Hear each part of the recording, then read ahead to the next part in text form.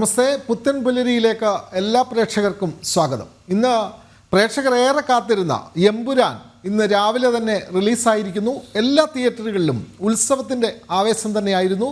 അതുതന്നെയാണ് ഇന്നത്തെ രാവിലത്തെ ഏറ്റവും പ്രധാനപ്പെട്ട വാർത്ത. എന്തായാലും ആദ്യം നമുക്ക് തലക്കെട്ടുകൾ നോക്കാം. ഞാൻ MK വിനോദ്.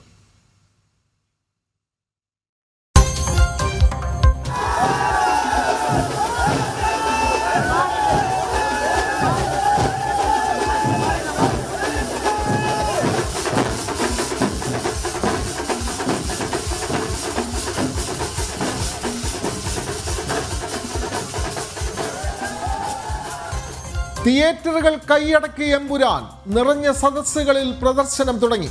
റിലീസ് ചെയ്തത് സംസ്ഥാനത്തെ 300ഓളം തിയേറ്ററുകളിലായി 2000ഓളം സ്ക്രീനുകളിൽ. കൊച്ചിയിൽ പ്രേക്ഷകർക്കൊപ്പം തിയേറ്ററിൽ മോഹൻലാലും പൃഥ്വിരാജും.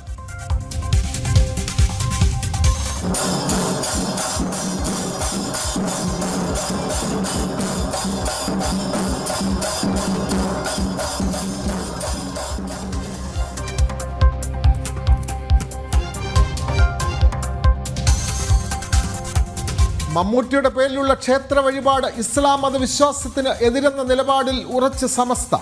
മോഹൻലാൽ ശബരിമലയിൽ വഴിപാട് നടത്തിയത് മമ്മൂട്ടിയുടെ നിർദ്ദേശപ്രകാരമെങ്കിൽ അത് മതവിരുദ്ധമെന്ന് സമസ്ത നേതാവ് നാസർ ഫൈസി കൂടത്തായി.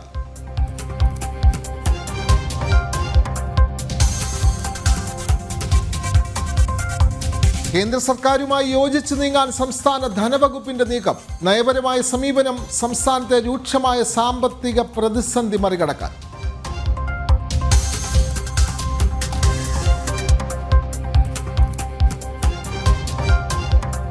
വീട്ടിലെ പ്രസവങ്ങൾക്കുള്ള പ്രോത്സാഹനത്തിൽ നടപടിയുമായി സർക്കാർ.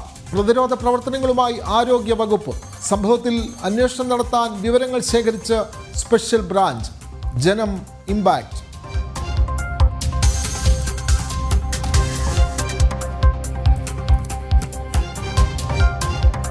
സാമൂഹ്യ സുരക്ഷാ പെൻഷൻ തട്ടിയെടുത്ത ജീവനക്കാരെ സംരക്ഷിച്ച് സർക്കാർ. അന്വേഷണങ്ങൾ പ്രഹസനമാക്കി കുറ്റക്കാരെ സർവീസിൽ തിരിച്ചെടുത്തു. കഴിഞ്ഞ ദിവസം തിരികെ ജോലിയിലെത്തിയത് 16 പേർ.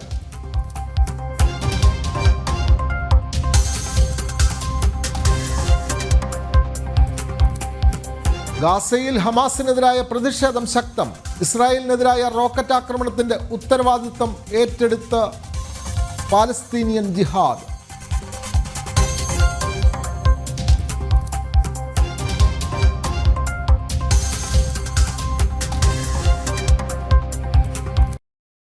മലയാളക്കരയുടെ കാത്തിരിപ്പിന് വിരാമമിട്ട എമ്പുരാൻ തിയേറ്ററുകളിലെത്തി.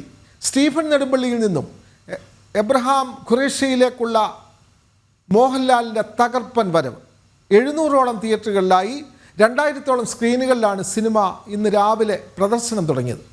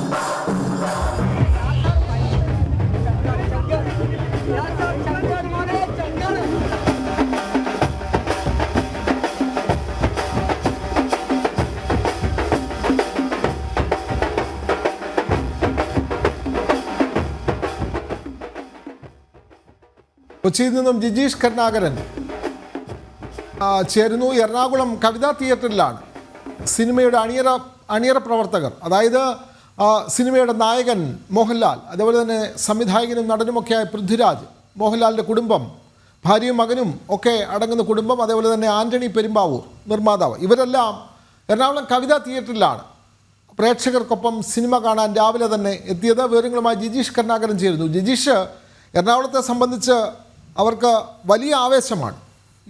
ഈ എമ്പുരാൻ്റെ റിലീസിങ് ആഗോളതലത്തിൽ തന്നെ നടക്കുന്നു. ഗൾഫ് രാജ്യങ്ങളിലടക്കം ഇത് ഇന്ന് രാവിലെയാണ് റിലീസ് ചെയ്തത്. പക്ഷേ എറണാകുളം കവിതാ തിയേറ്ററിൽ പ്രേക്ഷകർക്കൊപ്പം ഈ സിനിമ കാണാൻ ഈ സിനിമയുടെ അണിയറ പ്രവർത്തകർ, സിനിമയുടെ നായകൻ, സിനിമയുടെ നെടുന്തൂണായ സംവിധായകൻ പൃഥ്വിരാജ്, അതേപോലെ തന്നെ നിർമ്മാതാവ് ആന്റണി പെരുമ്പാവൂർ, മോഹൻലാൽ കുടുംബസമേതം ഭാര്യയും മകനും ഒക്കെ ഒപ്പം പ്രേക്ഷകർക്കൊപ്പം ആ ആവേശം കൃത്യമായി മനസ്സിലാക്കാൻ ആദ്യ പ്രദർശനത്തിൽ നിന്ന് തന്നെ അങ്ങോട്ടേക്ക് എത്തി. കൂടുതൽ വിവരങ്ങൾ ജിജീഷ്.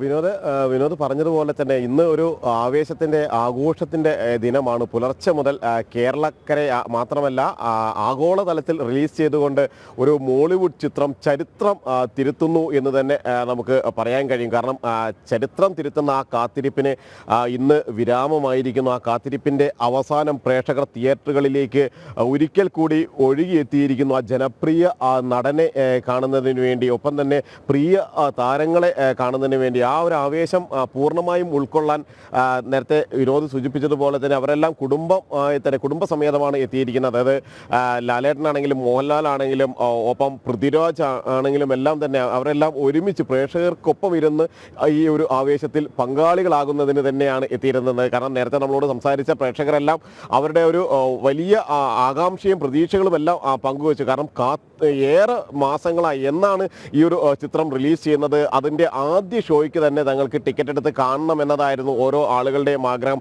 അതിനുവേണ്ടി തന്നെയാണ് അവർ ഓരോരുത്തരും തയ്യാറായി വന്നത്. എന്നാൽ പലർക്കും ആ ഒരു പ്രതീക്ഷ അനുസരിച്ച് ടിക്കറ്റുകൾ ലഭിച്ചില്ല. പിന്നീടും അവർ ആ കാത്തിരിപ്പ് തുടരുന്ന ഒരു സ്ഥിതിവിശേഷം ഉണ്ടാവുകയും എല്ലാം ചെയ്തു. അങ്ങനെ പ്രതീക്ഷകളുടെ വാനോളം ഉയർത്തി തന്നെയാണ് ഓരോ പ്രേക്ഷകനും എത്തുന്നത്. ഇപ്പോഴും നിരവധി പ്രേക്ഷകർ ഈ ഭാഗങ്ങളിൽ നിന്നെല്ലാം തന്നെ ഉണ്ട്. മാഡം എവിടെ നിന്നാണ് വരുന്നത്? ബോംബെയിൽ നിന്ന്. ചിത്രം കാണുന്നതിന് വേണ്ടി മാത്രം? അതെ, ആരാധകനാണ്. അതെ, അതുകൊണ്ടല്ലോ FDFS വന്നത്. എന്നിട്ട് നിൽക്കണോ? എപ്പോഴാണ് മാഡം ഇവിടെ എത്തിയത്? ഞാൻ ഇന്നലെ രാവിലെയാണ് എത്തിയത്. പക്ഷേ അവിടെ ബോംബെയിൽ നിന്ന് ട്രൈ ചെയ്തിട്ട് എനിക്ക് രാവിലെ 9:30 ഷോ ആണ് കിട്ടിയത്. രാവിലെ 9 കിട്ടി. അത് ഫ്രണ്ട് റോ ആണ് കിട്ടിയത്. 6 മണി FDFS കാണണമെന്ന് ഭയങ്കര ആഗ്രഹം ഉണ്ടായിരുന്നു, അതിനായിട്ട് വന്നത്. പക്ഷെ അതിൻ്റെ ഷോ കിട്ടിയില്ല. ലാലേട്ടൻ പൃഥ്വിരാജൊക്കെ വന്നിട്ടുണ്ട്. കണ്ടു, ജസ്റ്റ് പോകുന്നൊന്ന് കണ്ടു. പക്ഷേ ഈ ഷോയ്ക്കുള്ള ടിക്കറ്റ് കിട്ടിയില്ല. അതെ, തിരിച്ചു പോകുവാണോ? ഇന്ന് ഇല്ല, നാളെ രാവിലെ തിരിച്ചു പോകണം. ഈ ഒരു ഷോയ്ക്ക് വേണ്ടി മാത്രമാണ് അവിടെ നിന്ന് വന്നത്? എല്ലാ ലാലേട്ടന്റെ FDFSനും വരാറുണ്ട്. ബോംബെന്ന് വന്നിട്ട് സിനിമ കണ്ടിട്ടേ പോവാറുള്ളൂ. ബോംബെ അതിനായിട്ട് വരും. ലാലേട്ടന്റെ പടം റിലീസ് എപ്പോഴാണ് നോക്കി അങ്ങനെ വരും. എങ്ങനെയാണ് ഈ ഒരു പ്രതീക്ഷകളെ എങ്ങനെയാണ് ഇപ്പൊ കാണുന്നത്, ഈ ഒരു സിനിമയുടെ പ്രതീക്ഷ ഭയങ്കര എക്സൈറ്റ്മെന്റിൽ വന്നതാണ്. അത്രയും വലിയൊരു പടമാണ്. പക്ഷേ ടിക്കറ്റ് കിട്ടാത്തതിൻ്റെ ഒരു നിരാശ ഉണ്ട്. അതുകൊണ്ട് ഇവിടെ വെളിയിൽ എന്തെങ്കിലും വേറെ മാർഗം ഉണ്ടോ എന്ന് നോക്കുമായിരുന്നു. പക്ഷേ ഓണറിന് പോലും അകത്ത് കയറാനുള്ള ഒരു ചാൻസ് കിട്ടിയില്ല. പുള്ളിക്ക് പോലും ഓണർ പോലും കാല് കുത്താൻ സ്ഥലമില്ല, വെളി നിൽക്കുവാണ്. അപ്പോൾ നമുക്കൊന്നും പറയാൻ പറ്റില്ല. അതെ 9:30 ഷോയ്ക്ക് 3-4 ദിവസം കൊണ്ട് ശ്രമിക്കുന്നു. അവിടുന്ന് അത്ര ശ്രമിച്ചാൽ ഇവിടെ FDFS കിട്ടാൻ പാടാണ്. പക്ഷെ എന്നാലും FDFS കാണണമെന്ന് ഭയങ്കര ആഗ്രഹം ഉണ്ടായിരുന്നു. അങ്ങനെ വന്നതാണ്. പിന്നെ ലാലേട്ടൻ ഞങ്ങൾ അവിടെ മഹാരാഷ്ട്രയിലായിട്ട് ഇത്രയും പുള്ളിയുടെ സ്റ്റാർഡം, പുള്ളിയുടെ ആ ഒരു ആക്ടിങ്, പിന്നെ ഒരു 47 ഇയേഴ്സ് ഒരു ഇൻഡസ്ട്രിയെ ചരിഞ്ഞ തോളയിൽ കൊണ്ടുപോകുന്നത് എന്തൊരു വലിയ അത് നമുക്ക് അവരുടെ പടം കാണാൻ തന്നെ ഭയങ്കര ഒരു ഭാഗ്യമാണ്. കണ്ണൂരാണ്. പക്ഷെ ഇതിനായിട്ട് വന്നുകൊണ്ട് ഇത് ചെയ്തിട്ട്, അതായത് ഇവിടെ വരുക, ഈ സൈഡിൽ ആബാദുണ്ട്, അവിടെ താമസിക്കുക. എന്നിട്ട് ഇന്നലെ രാത്രി മുഴുവൻ ഇവിടെ DJ പാർട്ടിയൊക്കെ ആയിരുന്നു. ഇവിടെ DJ ഒക്കെ ഉണ്ടായിരുന്നു. ആരും ഉറങ്ങിയിട്ടില്ല. രാവിലെ ക്രൂ മെമ്പേഴ്സൊക്കെ വന്നിട്ടുണ്ട്. ദീപ്തി. വിനോദ്, നമ്മളോട് അവർ സംസാരിച്ച ദീപ്തി അവർ പറഞ്ഞത് എങ്ങനെയാണ് ഓരോ പ്രേക്ഷകനും ഈ എമ്പുരാന് വേണ്ടി കാത്തിരുന്നത് എന്ന് തന്നെ. കാരണം മുംബൈയിൽ നിന്നാണ് വരുന്നത്, മുംബൈ മലയാളിയാണ്. ഈ ഒരു സിനിമ കാണുന്നതിന് വേണ്ടി ആദ്യ ഫാൻ ഷോ തന്നെ കാണണമെന്നത് ആയിരുന്നു അവരുടെ ഏറ്റവും വലിയ ഒരു ആഗ്രഹം എന്ന് പറയുന്നത്. നിർഭാഗ്യവശാൽ അവർക്ക് ടിക്കറ്റ് കിട്ടിയില്ല. പിന്നീട് അടുത്ത ഷോയ്ക്കുള്ള 9:30-ക്കുള്ള ഷോയ്ക്കാണ് ടിക്കറ്റ് കിട്ടിയത്. എങ്കിലും ആ ഒരു സമയത്തിന് മുമ്പ് അവരോട് എത്തി, പുലർച്ചെ തന്നെ എത്തി. മാത്രമല്ല രാത്രിയിലെല്ലാം ഈ ഇവിടെ ആഘോഷങ്ങൾ നടക്കുന്ന സമയത്തെല്ലാം ഇവിടെ ഉണ്ടായിരുന്നു. അങ്ങനെ ഉള്ള ആളുകൾ, അത് ഈ ഒരു ആളല്ല, ഇങ്ങനെ എത്രയോ ആളുകൾ ഈ ആവേശത്തിനൊപ്പം ചേരുന്നു. എമ്പുരാൻ എന്ന വലിയ ചിത്രത്തിന് വേണ്ടി മലയാളികൾ കാത്തിരുന്ന, ബോളിവുഡ് എന്നാൽ മോഹൻലാലാണ് എന്ന ഒരു സംസാരം തന്നെ ഇൻഡസ്ട്രിയിൽ ഉണ്ടാകുമ്പോൾ ആ ഒരു താരത്തിൻ്റെ ചിത്രങ്ങളെ കാണുന്നതിന് വേണ്ടിയാണ് അവരുടെ എല്ലാം കാത്തിരിപ്പ് ഉണ്ടായിരുന്നത്. മുരളി ഗോപിയുടെ തിരക്കഥയിൽ പൃഥ്വിരാജ് സംവിധാനം ചെയ്യുന്ന ഒരു ചിത്രം എന്നതിനപ്പുറം നേരത്തെ ലൂസിഫർ കണ്ട ആ ഒരു പ്രതീക്ഷയിൽ അതിനപ്പുറം ഏറെ കാത്തിരിക്കാനുണ്ട്, കാണാനുണ്ട്, ആകാംക്ഷ നിറഞ്ഞ സന്ദർഭങ്ങളുണ്ട്. കാരണം ആവേശം എത്രമാത്രം ഉണ്ട് എന്ന് അറിയണമെങ്കിൽ, കാണണമെങ്കിൽ നമുക്ക് ഈ തിയേറ്ററിനകത്ത് നിന്ന് കേൾക്കുന്ന ആർപ്പുവിളികൾ, ഈ പുറത്തു നിന്ന് ഇടയ്ക്കിടെ കേൾക്കുന്ന വാതിലുകൾ തുറക്കുമ്പോൾ കേൾക്കുന്ന ആർപ്പുവിളികൾ മാത്രം മതി. മാത്രമല്ല തിയേറ്റർ ഉടമയ്ക്ക് പോലും അദ്ദേഹത്തിന് പോലും അതിനകത്ത് കാലുകുത്താൻ കഴിയുന്നില്ല എന്ന് പറയുമ്പോൾ എത്രമാത്രമാണ് ആ പ്രേക്ഷകർ ഒരു ജനപ്രീതിയിൽ മുന്നോട്ട് പോകുന്നത് എന്ന കാര്യം കൃത്യമായി തന്നെ നമുക്ക് മനസ്സിലാക്കാനും കഴിയും. കാരണം 6600ഓളം പ്രേക്ഷകരാണ് ഇന്ന് ഈ ചിത്രം ഇവിടെ ഈ ഒരു തിയേറ്ററിൽ മാത്രം കാണുന്നത് എന്നത് തന്നെയാണ് ഏറ്റവും പ്രധാനമായി വരികയും ചെയ്തിരിക്കുന്നത്. വേറെയും നിരവധി പ്രേക്ഷകരെ നമുക്ക് ഈ പല ഭാഗങ്ങളിൽ നമുക്ക് കാണാൻ കഴിയും. അവിടെയെല്ലാം അവരെല്ലാം കാത്തിരിക്കുകയാണ് ഈ ഒരു സിനിമയ്ക്ക് വേണ്ടിയിട്ടായി. പ്രധാനമായും അങ്ങനെ പ്രേക്ഷകരുടെ വലിയ ഒരു ആകാംക്ഷ തന്നെയാണ് ഉള്ളത്. നമ്മൾ എങ്ങനെ ടിക്കറ്റൊക്കെ കിട്ടിയായിരുന്നോ? പോകണോ?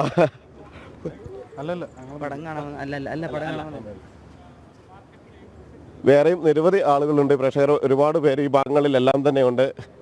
നമ്മൾ അടുത്ത ഷോയുടെ കാത്തിരിപ്പിലാണോ നിങ്ങളല്ല? എങ്ങനെയാണ് അടുത്ത ഷോയ്ക്ക് വേണ്ടിയാണ്?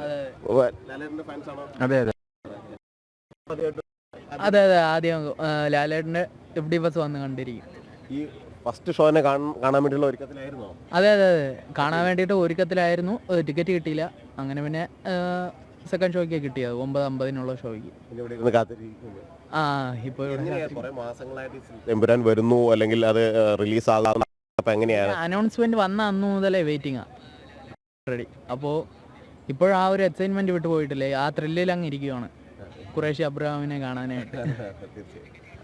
ഇപ്പോഴും ആ ഒരു ത്രില്ലിലാണ് ഉള്ളത് എന്നാണ് അവരെല്ലാം പറഞ്ഞിരുന്നത്. കാരണം ഇവരെ സംബന്ധിച്ച്, ഈ കാത്തിരിക്കുന്ന ആളുകളെ സംബന്ധിച്ചിടത്തോളം അവർക്ക് ആദ്യ ഷോയ്ക്ക്, ഫാൻ ഷോയ്ക്ക് തന്നെ കയറി കാണണമെന്നത് തന്നെയാണ് ഓരോ പ്രേക്ഷകനെ സംബന്ധിച്ചിടത്തോളം, ആരാധകനെ സംബന്ധിച്ചിടത്തോളം അവരുടെ എല്ലാം ഒരു ആവേശം എന്ന് പറയുന്നത് അത് തന്നെയാണ്. സ്വാഭാവികമായും അത് കഴിയാതെ വരുമ്പോൾ അടുത്ത ഒരു ഷോയ്ക്ക് വേണ്ടി കാത്തിരിക്കുന്നു. പക്ഷേ ആ ഒരു കാത്തിരിപ്പ് പോലും അവരെ സംബന്ധിച്ചിടത്തോളം വലിയ ആകാംക്ഷ നിറഞ്ഞത് തന്നെയാണ്. നമുക്കറിയാം ഒരുപാട് പ്രേക്ഷകർ ഇവിടെയും മറ്റു സ്ഥലങ്ങളിൽ നിന്നെല്ലാം തന്നെ ഇവിടെ എത്തിയിട്ടുണ്ട്. മാഡം അടുത്ത ഷോയ്ക്കാണോ കാത്തിരിക്കുന്നത്? അല്ല, ഞങ്ങൾ മീഡിയ ആണ്. ഞങ്ങൾ 9:30 ഷോ ആണ്. 9:30 എവിടുന്നാണ്? ഇവിടെ എറണാകുളം തന്നെയാണ്. എല്ലാ സിനിമകളും ലാലേട്ടൻ്റെ എല്ലാ സിനിമകളും FDs വരാറുണ്ട്. ലാലേട്ടൻ്റെ സിനിമ എന്ന് പറഞ്ഞാൽ ഒരു പൂരമാണ് അല്ലേ? ഇപ്പോൾ മലയാള സിനിമ കണ്ട തന്നെ ഏറ്റവും വലിയ ഒരു ക്രൗഡായിരുന്നു ഇപ്പോൾ ഈ കവിതാ തിയേറ്റർ കണ്ടത്. നമുക്ക് ഫസ്റ്റ് വന്നിട്ട് ടിക്കറ്റ് കിട്ടിയില്ല. എന്താ ചെയ്യുക? എവിടെയാണ് ഒരു പാളിച്ച പറ്റിയത്? ടിക്കറ്റില്ല. ബുക്ക് മൈ ഷോയിൽ ഇത്രേ ഓപ്ഷൻ ഉള്ളൂ. പിന്നെ സീറ്റ് ഇവിടെ കുറച്ചും കൂടെ കൂട്ടണം. ഓക്കെ, തീർച്ചയായും അവരെ സംബന്ധിച്ചിടത്തോളം ഈ സീറ്റ് എണ്ണം കൂട്ടുക, കാരണം അവർക്ക് എല്ലാവർക്കും ഇതുപോലെ കാണണമെങ്കിൽ ഇനി സീറ്റിൻ്റെ എണ്ണം കൂട്ടുക മാത്രമാണ് ഒരു മാർഗം എന്ന കാര്യം തന്നെയാണ് അവർ പറയുന്നത്. കാരണം അല്ലാതെ തങ്ങൾക്കാർക്കും ഫാൻ ഷോയുടെ ആദ്യത്തെ ഷോയിൽ തന്നെ ടിക്കറ്റ് കിട്ടുന്ന ഒരു സാഹചര്യം ഉണ്ടാകില്ല. കാരണം പ്രത്യേകിച്ച് ഇതുപോലെ ഈ ടിക്കറ്റ് ബുക്കിംഗ് ആരംഭിച്ചപ്പോൾ തന്നെ പ്രേക്ഷകർ ഇടിച്ചു കയറി ടിക്കറ്റ് ബുക്ക് ചെയ്ത് മുന്നോട്ട് പോയ ആ ഒരു ആവേശകരമായ ഒരു ചിത്രമെന്ന് പറയുമ്പോൾ ഒരു പക്ഷേ മലയാള സിനിമ അതിൻ്റെ ചരിത്രത്തിൽ ചിത്രത്തിൻ്റെ ഏടുകളിൽ തന്നെ കൃത്യമായി രേഖപ്പെടുത്താൻ പോകുന്ന ഒരു ചിത്രമായി എമ്പുരാൻ മാറുന്നു. എന്തുകൊണ്ടാണ് പ്രേക്ഷകർ ഇത്രമാത്രം എമ്പുരാനെ വലിയ ആവേശത്തോടെ കാത്തിരിക്കുന്നത്, പ്രേക്ഷകർ ഇത്ര പ്രീതിയോടെ ഇത്ര കാത്തിരിക്കുന്നത് എന്നത് നമുക്ക് മനസ്സിലാക്കുമ്പോൾ അത് ലാലേട്ടൻ എന്ന താരത്തോടുള്ള ഒരു താല്പര്യം, അല്ലെങ്കിൽ അദ്ദേഹത്തോടുള്ള ഒരു ആരാധന, ഒപ്പം തന്നെ പൃഥ്വിരാജ് എന്ന ഒരു നടൻ എന്നതിനപ്പുറം ഒരു സംവിധായകനിലുള്ള ഒരു പ്രതീക്ഷ എല്ലാം തന്നെയാണ് ഏറ്റവും പ്രധാനമായി ഇതിലെല്ലാം തന്നെ നമുക്ക് കാണാൻ കഴിയുന്നത്. ഇപ്പോൾ നിരവധി ആളുകൾ, കാരണം അടുത്ത ഷോയ്ക്ക് ഇനിയും സമയമുണ്ട്, പക്ഷേ ആ ഒരു സമയം വരെ ഇപ്പോഴും ഈ പുറത്തെല്ലാം വന്നു നിൽക്കുന്ന ഒരുപാട്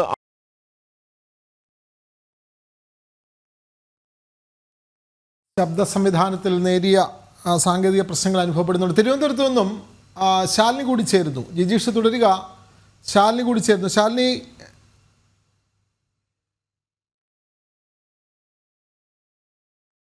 തിരുവനന്തപുരത്ത് ആദ്യ പ്രദർശനം രാവിലെ 6 മണിക്ക് തന്നെ ആരംഭിച്ചിരിക്കുന്നു. നിറഞ്ഞ സദസ്സിലാണ് പ്രദർശനം ആരംഭിച്ചത്. വലിയ ആവേശമാണ്. നമ്മൾക്കറിയാം മോഹൻലാൽ ചിത്രത്തിന് തിരുവനന്തപുരത്ത് കിട്ടുന്ന ഒരു ഹൈപ്പുണ്ടല്ലോ. അത് ഏത് സിനിമ ഇറങ്ങിയാലും മോഹൻലാലിൻ്റെ സിനിമകൾക്ക് ഏറ്റവും കൂടുതൽ പ്രേക്ഷകരും അല്ലെങ്കിൽ ഫാൻസും ഒക്കെ രംഗത്ത് വരുന്ന ഒരു പ്രധാനപ്പെട്ട ഇടമാണ് തിരുവനന്തപുരം. അപ്പോൾ എമ്പുരാൻ്റെ കാര്യമാകുമ്പോൾ പ്രത്യേകിച്ച് പറയാനുമില്ല. ആദ്യ പ്രദർശനം 6 മണിക്ക് തന്നെ ആരംഭിച്ചിരിക്കുന്നു. വലിയ ആവേശമാണ് തിയേറ്ററുകൾക്ക് മുമ്പിൽ കാണപ്പെട്ടത്. വലിയ വാദ്യമേളങ്ങളും ഒക്കെ തന്നെ നമ്മൾ രാവിലെ തന്നെ അത് പ്രേക്ഷകരിലേക്ക് എത്തിക്കുകയും ചെയ്തു. ഇപ്പോൾ പ്രദർശനം 6 മണിക്ക് ആരംഭിച്ചു. ഏതാണ്ട് 1.5 മണിക്കൂർ സമയം പിന്നിടുന്നു. അതിൻ്റെ ഇടവേള സമയത്തിലേക്ക് എത്താറായിട്ടുണ്ടോ ശാലിനി?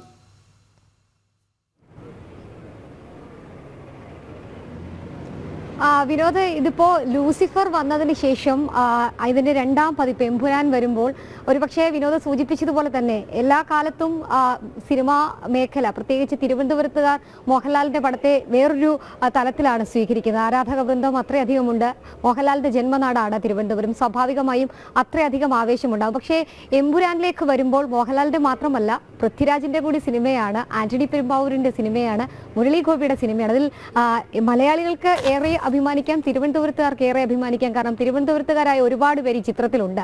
നന്ദു ആയിക്കോട്ടെ, മണിക്കുട്ടൻ ആയിക്കോട്ടെ, പൃഥ്വിരാജ് ആയിക്കോട്ടെ, അങ്ങനെ തിരുവനന്തപുരത്തിന്റെ സ്വന്തം സിനിമയായിട്ട് തന്നെയാണ് തലസ്ഥാനവാസികൾ ഈ സിനിമയെ കാണുന്നത്. ഇപ്പോൾ വിനോദ് സൂചിപ്പിച്ചതുപോലെ തന്നെ പടത്തിന്റെ ആദ്യ ഹാഫിലേക്ക് കടക്കുകയാണ്. ഏകദേശം 1.5 മണിക്കൂർ ഇന്റർവെല്ലിലേക്കൊക്കെ സിനിമ എത്തുകയാണ്. 3 മണിക്കൂറോളം, 2 മണിക്കൂർ 59 മിനിറ്റ് 59 സെക്കൻഡാണ് എമ്പുരാന്റെ ഇത്തവണത്തെ ഈ ഒരു റിലീസ് കഴിഞ്ഞ് ഈ ഒരു സിനിമ പ്രേക്ഷകരിലേക്ക് എത്തുമ്പോൾ അതിൻ്റെ ഒരു ഡ്യൂറേഷൻ ഉള്ളത്. 2019 മാർച്ച് 28-നാണ് ലൂസിഫർ കേരളത്തിലേക്ക് എത്തിയത്, പ്രദർശനത്തിനെത്തിയത്.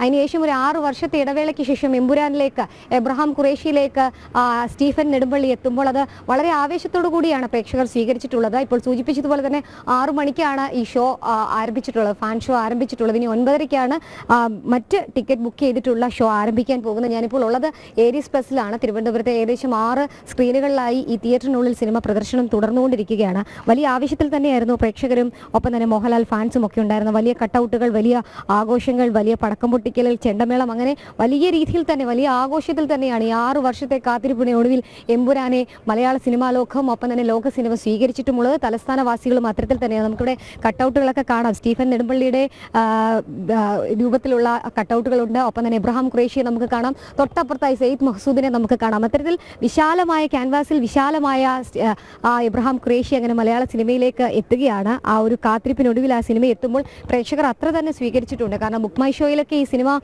പ്രീ ബുക്കിംഗ് ആരംഭിച്ചപ്പോൾ തന്നെ ദിവസങ്ങൾക്കുള്ളിൽ തന്നെ ടിക്കറ്റുകളെല്ലാം തന്നെ ബുക്ക് മൈ ഷോയിൽ ഫില്ലാവുന്നു. തൊട്ടു പിന്നാലെ തിയേറ്ററുകളിലെത്തി ടിക്കറ്റ് ബുക്ക് ചെയ്യുന്നവരുടെ എണ്ണം നോക്കുകയാണെങ്കിൽ ഒരുപക്ഷെ റെക്കോർഡ് ഭേദിച്ചുകൊണ്ടാണ്, എല്ലാ അർത്ഥത്തിലും റെക്കോർഡ് ഭേദിച്ചുകൊണ്ടാണ് സിനിമയുടെ റിലീസ് എത്തിയിട്ടുള്ളത്. കാരണം 27-ാം തീയതി എന്നുള്ളത് അത് എബ്രഹാം ഖുറേഷിക്ക് മാത്രമുള്ളൊരു ദിവസമായി മലയാള സിനിമാ ലോകത്തിൽ എഴുതി വെച്ചിരിക്കുകയാണ്. കാരണം ഇന്ന് വേറൊരു ചിത്രങ്ങളുടെ റിലീസും കേരളത്തിലില്ല, മലയാള സിനിമയ്ക്കില്ല. ഇതെല്ലാം ഈ എബ്രഹാം ഖുറേഷിക്ക് വേണ്ടി മാറ്റി വെച്ചിരിക്കുന്നു.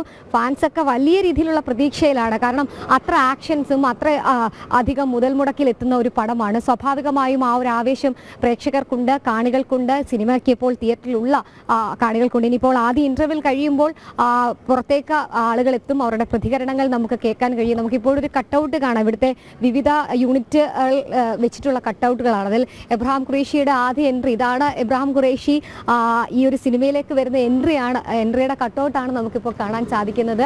നമ്മളെപ്പോഴും കാണുന്ന മുറുക്കി മുണ്ട് മടക്കി കുത്തി സ്റ്റണ്ടിനിറങ്ങുന്ന അല്ലെങ്കിൽ ഗുണ്ടകളെയും അല്ലെങ്കിൽ വില്ലന്മാരെയും ഒക്കെ തല്ലാനെത്തുന്ന ആ ഒരു മോഹൻലാലിൻ്റെ പതിവ് സ്റ്റൈലിൽ നിന്നൊക്കെ മാറി മറ്റൊരു ലുക്കിലാണ് നമുക്ക് എബ്രഹാം ഖുറേഷിയെ ഈ ഒരു ചിത്രത്തിൽ കാണാൻ കഴിയുന്നത്. അതേപോലെ തന്നെയാണ് സയ്യിദ് മസൂദിനെ ഒരുപക്ഷെ ഒരു സിനിമ ഡയറക്റ്റ് ചെയ്ത് അതിൽ ഏറ്റവും പ്രധാനപ്പെട്ട ഒരു ക്യാരക്ടർ ചെയ്ത് പൃഥ്വിരാജും ഈ സിനിമയുടെ ഭാഗമാകുമ്പോൾ അത് മലയാള സിനിമയുടെ ഒരു പുതുചരിത്രമായി തന്നെ നമ്മൾ വിലയിരുത്തേണ്ടി വരും. കാരണം അത്രയധികം ലുക്കുള്ള, അത്രയധികം ആരാധകരുള്ള, അത്രയധികം പ്രേക്ഷക പിന്തുണയുള്ളൊരു താരം ഒരു സിനിമ അദ്ദേഹത്തിൻ്റെ ഏറ്റവും ഇഷ്ടപ്പെട്ട ഒരു ഫാൻ ബോയ് ആയി നിന്നുകൊണ്ട് മോഹൻലാലിനെ വെച്ച് ചെയ്യുന്നു. അത് നീണ്ട ഇടവേളയ്ക്ക് ശേഷം, നീണ്ട കാത്തിരിപ്പിനൊടുവിൽ മലയാള സിനിമ അത് റിലീസിലേക്ക് എത്തുമ്പോൾ അത് വലിയ കാത്തിരിപ്പിൽ തന്നെയായിരുന്നു. കാരണം അത്രയധികം ചെറിയ സിനിമയാണ് എന്നാണ് 2019 പൃഥ്വിരാജ് ലൂസിഫറിനെ പറ്റി പറഞ്ഞത്. ഒരു ചെറിയ സിനിമയുമായി ഞങ്ങൾ എത്തുന്നു എന്നുള്ളതാണ്. സമാനമായി തന്നെയാണ് 2025 എത്തുമ്പോഴും ചെറിയ സിനിമ എന്ന് തന്നെയാണ് അവർ ഇപ്പോഴും പറയുന്നത്. പക്ഷേ ആരാധകർക്ക് അങ്ങനെയല്ല,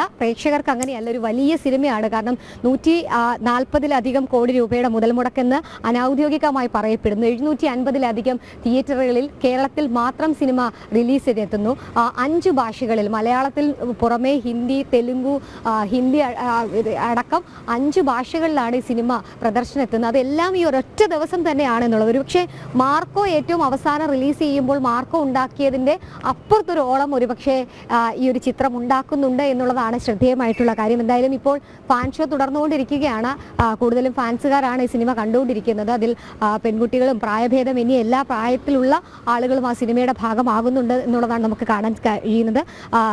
പ്രധാനപ്പെട്ട നടന്മാരും ഒപ്പം തന്നെ സംഘാടകരും അതിൻ്റെ സിനിമയുടെ സഹപ്രവർത്തകരും എല്ലാവരും, ടെക്നീഷ്യന്മാരടക്കമുള്ളവർ കൊച്ചിയിലാണ് സിനിമ കാണുന്നത് എങ്കിൽ പോലും തിരുവനന്തപുരത്തെ സംബന്ധിച്ചിടത്തോളം വലിയ രീതിയിലുള്ള പ്രതീക്ഷയിലും ആവേശത്തിലും ഒക്കെയാണ് ഉള്ളത്. കാരണം അത്രയധികം ആരാധകർ മോഹൻലാലിന് തലസ്ഥാനത്തുണ്ട്. അദ്ദേഹത്തിൻ്റെ ജന്മനാടാണ്, പൃഥ്വിരാജിൻ്റെയും ജന്മനാടാണ്. കാരണം അപ്പോൾ അവരുടെ ഒരു സിനിമ, മലയാളത്തിൻ്റെ പ്രിയപ്പെട്ട, മലയാളത്തിൻ്റെ സ്വന്തം മോഹൻലാലിൻ്റെ ചിത്രം വരുമ്പോൾ അത് ഇത്രയധികം പബ്ലിസിറ്റി കൊടുത്ത് ഇത്രയധികം ഷോയും ഒക്കെ ആയിട്ട് വരുമ്പോൾ അത് അത്രയധികം ആവേശത്തോടെ തന്നെയാണ് പ്രേക്ഷകർ സ്വീകരിച്ചിട്ടുള്ളത്. എന്നാലും കാത്തിരിക്കുകയാണ് എബ്രഹാം ഖുറേഷി ആളുകളെ ഏറ്റെടുത്തോ, എന്താണ് അതിൻ്റെ ക്ലൈമാക്സ്, എന്തൊക്കെയാണ് അതിൽ കരുതി വെച്ചിരിക്കുന്നത്, എന്തൊക്കെ ടെക്നിക്കൽ മികവാണെന്നൊക്കെയുള്ളത് കാത്തിരിക്കുകയാണ്. എന്തായാലും ഇപ്പോൾ 9:30 ഇനി അടുത്ത ഷോ ആരംഭിക്കാൻ പോകുന്നത്. അതിന് മുമ്പ് പ്രേക്ഷകരുടെ പ്രതികരണങ്ങളൊക്കെ നമുക്ക് ജനം ടിവിയിലൂടെ എത്തിക്കാൻ കഴിയും. എന്തായാലും ഷോ തുടരുന്നു. ഒപ്പം തന്നെ വലിയ ആവേശത്തിൽ തന്നെയാണ് തിയേറ്ററുകളെല്ലാം ഉള്ളത്. കാരണം നീണ്ട ഇടവേളയ്ക്ക് ശേഷം ഇത്രയധികം തിയേറ്ററുകൾ ഫുള്ളായിട്ട് ആളുകൾ കയറി ഹൗസ്ഫുൾ ഷോസ് ഉണ്ടാകുന്നു എന്നുള്ളതാണ് ഇതിൽ ഏറ്റവും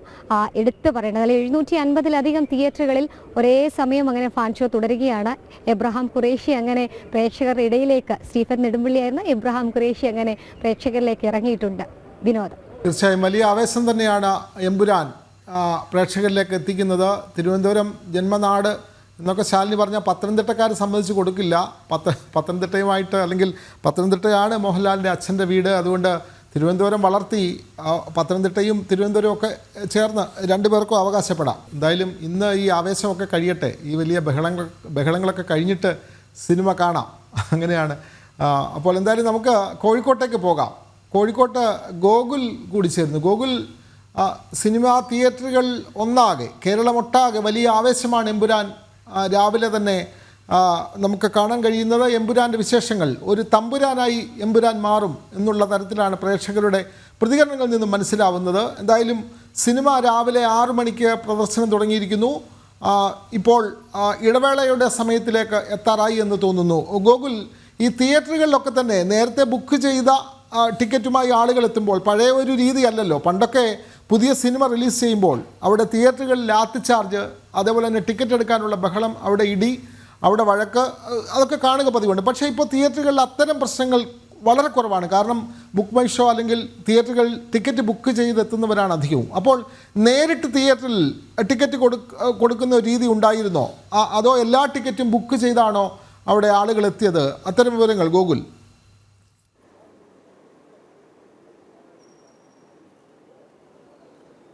ഇന്ന് ഫാൻ ഷോ ആണ്. അതിനാൽ തന്നെ മുഴുവൻ ടിക്കറ്റുകളും ഫാൻസിനായി റിസർവ് ചെയ്തിട്ടുണ്ടായിരുന്നു. അവർ തന്നെയാണ് അതിൻ്റെ വിതരണം മൊത്തം ഏറ്റെടുത്തിട്ടുണ്ടായിരുന്നത്. നമുക്കുൾപ്പെടെ ഇവിടെ വന്നതിന് ശേഷം ഒരു ടിക്കറ്റ് കിട്ടി.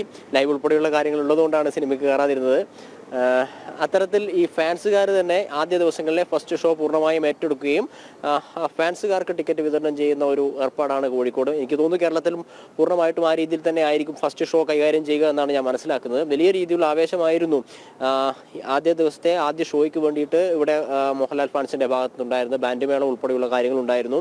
ഈ കാവടി എന്നൊക്കെ പറയും വലിയ രീതിയിലുള്ള ആഘോഷത്തിന്റെ ഭാഗമായിട്ട് തന്നെ ഇന്നലെ വൈകിട്ട് മുതൽ തന്നെ കോഴിക്കോട് ജില്ലയിലെ വിവിധ തിയേറ്ററുകളുടെ അകത്ത് വലിയ രീതിയിലുള്ള ആഘോഷങ്ങൾ ഉണ്ടായിരുന്നു. കാരണം സിനിമയെ തലേന്ന് രാത്രി തന്നെ വരവേൽക്കുന്ന ഒരു കാഴ്ചയൊക്കെ എൻ്റെ അനുഭവത്തിൽ ആദ്യമാണ്. ഇത്തരത്തിലൊരു സംഭവങ്ങളൊന്നും ഇതിനു മുമ്പ് ഉണ്ടായിട്ടുണ്ടോ എന്ന് ചോദിച്ച സമയത്ത് ഇല്ല എന്ന് തന്നെയാണ് അറിയാൻ വേണ്ടി സാധിച്ചത്. നേരത്തെയൊക്കെ മോഹൻലാലിൻ്റെ അല്ലെങ്കിൽ മമ്മൂട്ടിയുടെയൊക്കെ സിനിമകൾ റിലീസാവുന്ന സമയത്ത് ആ സമയത്ത് വലിയ കുട്ടും കുരവയും ഒക്കെ ആയിട്ട് സിനിമയെ സ്വീകരിക്കുന്ന ഒരു കാഴ്ചയാണ് കാണാൻ സാധിച്ചതെങ്കിൽ ഇത്തവണ എമ്പുരാൻ റിലീസാവുന്ന സമയത്ത് അതിൽ നിന്ന് വിഭിന്നമായിട്ട് തലേ ദിവസം തന്നെ ആഘോഷം തുടങ്ങുക എന്നൊക്കെ പറഞ്ഞു കഴിഞ്ഞാൽ അത് മലയാള സിനിമാ ചരിത്രത്തിൽ ആദ്യമായിട്ടായിരിക്കും ഒരു പക്ഷേ അതൊരു നാഴികക്കല്ലിൻ്റെ ഭാഗമാകുന്ന മുഹൂർത്തം കൂടി ആയിരിക്കാമെന്നൊക്കെ പറയേണ്ടിയിരിക്കുന്നു. വലിയ രീതിയിലുള്ള ആഘോഷമായിരുന്നു ഇവിടെ ഉണ്ടായിരുന്നത്. ഇപ്പോൾ കോഴിക്കോട് റെയിൽവേ സ്റ്റേഷൻ സമീപമുള്ള അപ്സര തിയേറ്ററിലാണ് നമ്മൾ ഉള്ളത്. നമ്മൾ വരുമ്പോൾ തന്നെ ഇവിടെ വലിയ ആഘോഷങ്ങൾ ഉണ്ടായിരുന്നു. ബാൻഡ് മേളം ഉണ്ടായിരുന്നു, മോഹൻലാൽ ഫാൻസിന്റെ ഡാൻസ് ഉണ്ടായിരുന്നു, കാവടി പോലെയുള്ള സംഭവങ്ങൾ ഉണ്ടായിരുന്നു. വർണ്ണക്കടലാസുകളൊക്കെ മുകളിലേക്ക് വലിച്ചെറിഞ്ഞിട്ടൊക്കെ ആയിരുന്നു അവർ സിനിമയെ വരവേൽക്കുന്നത്.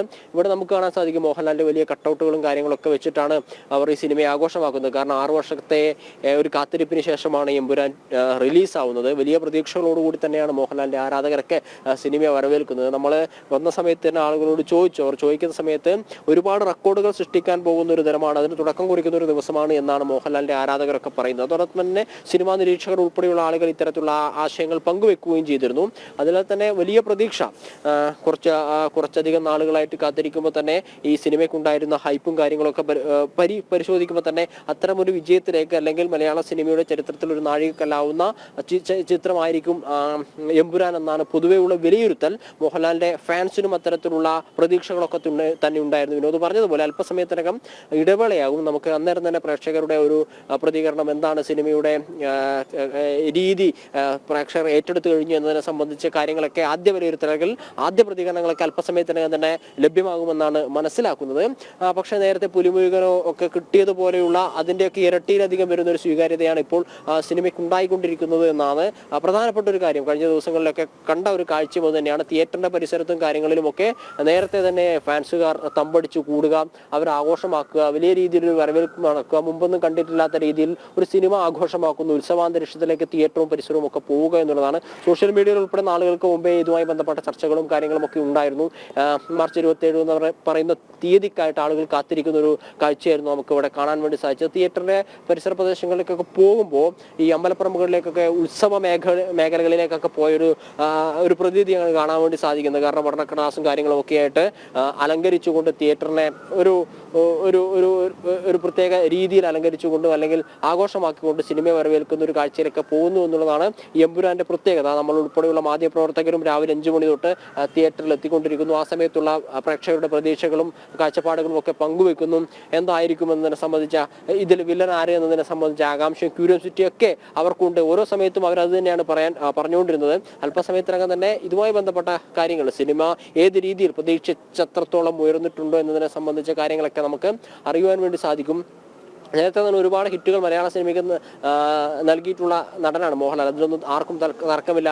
ആദ്യ 20 കോടി ക്ലബിൽ കേടിയ നടൻ, 50 കോടി, 100 കോടി, 150 കോടി എന്നിങ്ങനെ മലയാള സിനിമ ഓരോ സമയത്ത് പ്രതിസന്ധിയിലാകുമ്പോഴൊക്കെ മലയാള സിനിമയെ കൈപിടിച്ചുയർത്തുന്ന ഒരു താരമായിട്ട് മോഹൻലാലിന് മാറുവാൻ വേണ്ടി സാധിച്ചിട്ടുണ്ട്.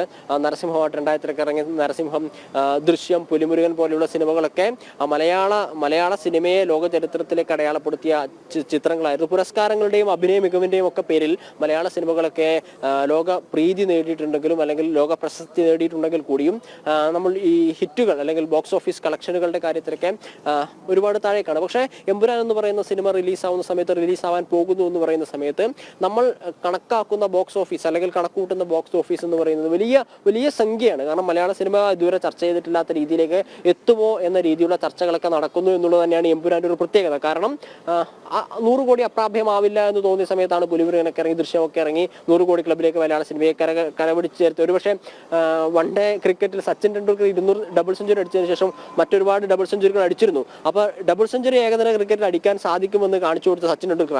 അതുപോലെ തന്നെയാണ് ഈ സിനിമയിലെ കാര്യം. 100 കോടി ക്ലബിലേക്ക് മലയാള സിനിമയ്ക്ക് എത്താൻ വേണ്ടി സാധിക്കുമെന്ന് കാണിച്ചു കൊടുത്ത മോഹൻലാൽ എന്ന് പറയുന്ന നടനാണ്. അതുപോലെ തന്നെയാണ് ഇപ്പോൾ 500 കോടി 1000 കോടി എന്നൊക്കെ രീതിയിലുള്ള ചർച്ചകളുണ്ട്.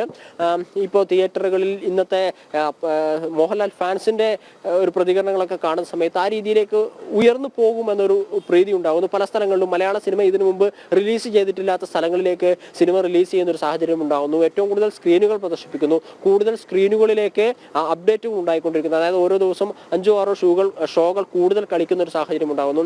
മറ്റു സിനിമകളൊക്കെ മാറ്റിവെക്കുന്ന ഒരു സാഹചര്യമൊക്കെ ഉണ്ടാകുന്നു. ആ രീതിയിൽ വളരെ പ്രതീക്ഷയോടുകൂടി വളരെ ആകാംക്ഷയോട് കൂടിയിട്ട് മോഹൻലാലിന്റെ ആരാധകർ കാത്തിരുന്നു. അത് മലയാളി അല്ലെങ്കിൽ ലോക സിനിമാ പ്രേക്ഷകർ ഏറ്റെടുത്തു കഴിഞ്ഞാൽ നേരത്തെ നമ്മൾ പറഞ്ഞതുപോലെ ഒരുപാട് റെക്കോർഡുകൾ തിരുത്തി കുറിക്കുന്ന ഒരു സിനിമയായി എമ്പുരാൻ മാറും എന്നതിൽ തർക്കമില്ല. ഇപ്പോൾ തന്നെ അടുത്ത ഷോയ്ക്കുള്ള ആളുകൾ 9:45 ഇനിയിപ്പോൾ അടുത്ത ഷോ കൂടി ഉള്ളത്. ഇങ്ങോട്ടേക്ക് തന്നെ ആളുകൾ വന്നുകൊണ്ടിരിക്കുന്ന ഒരു കാഴ്ച നമുക്ക് കാണുവാൻ വേണ്ടി സാധിക്കുന്നു. അതെ, നമുക്ക് അവരുടെ വിശേഷങ്ങളൊക്കെ അറിയണം. നമുക്ക് രാവിലെ തന്നെ ഇത് പ്രധാനപ്പെട്ട വാർത്തയായി വരുന്നു. മറ്റു വാർത്തകളൊന്നുമില്ലേ, ഇന്ന് സിനിമയാണോ ന്യൂസ് എന്ന് പ്രീതി ജയനെ പോലുള്ള പ്രേക്ഷകർ ചോദിക്കുന്നു. നമ്മൾ മറ്റ് വാർത്തകളും നൽകുന്നുണ്ട്. ഈ രാവിലെ ഇത് പ്രധാന എല്ലാ തിയേറ്ററുകളിലും എല്ലാ സ്ഥലത്തും ഇത് പ്രധാന സംഭവമായി മാറിയതുകൊണ്ടാണ് നമ്മൾ ഇത്രയും സമയം ഈ സിനിമാ വിശേഷങ്ങൾ നമ്മൾ പങ്കുവെക്കുന്നത്. കിരൺ കൂടി ചേരുന്നു. കിരൺ, എമ്പുരാൻ വിശേഷങ്ങൾ അവിടെ എങ്ങനെയാണ്? ഇടവേള സമയത്തിലേക്ക് എത്തിയിട്ടുണ്ടോ? ഇടവേളയ്ക്ക് ഇറങ്ങുന്ന ജനങ്ങളുടെ പ്രതികരണങ്ങൾ കൂടി ഇപ്പോൾ ലഭിക്കുമെങ്കിൽ അതുകൂടി നമുക്ക് പ്രേക്ഷകർക്ക് പങ്കുവെക്കാം. കിരൺ.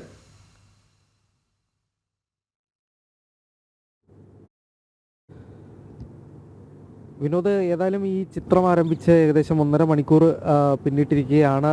ഈ ഇടവേള സമയത്തേക്ക് എത്തിയിട്ടില്ല എന്ന് തന്നെയാണ് നമുക്ക് മനസ്സിലാക്കാൻ സാധിക്കുന്നത്. ഇപ്പോൾ തിയേറ്ററിൻ്റെ പുറത്തേക്ക് ആരും തന്നെ എത്തിയിട്ടില്ല. ഏതായാലും വരും നിമിഷങ്ങൾക്കുള്ളിൽ തന്നെ ഇതിൻ്റെ ആദ്യ ഹാഫ് കഴിഞ്ഞ് ആളുകൾ പുറത്തിറങ്ങും എന്ന് തന്നെയാണ് മനസ്സിലാക്കാൻ സാധിക്കുന്നത്. ഏതായാലും വലിയൊരു പ്രതികരണമാണ് ഇന്ന് രാവിലെ മുതൽ തന്നെ കൊച്ചിയിൽ കണ്ടത്.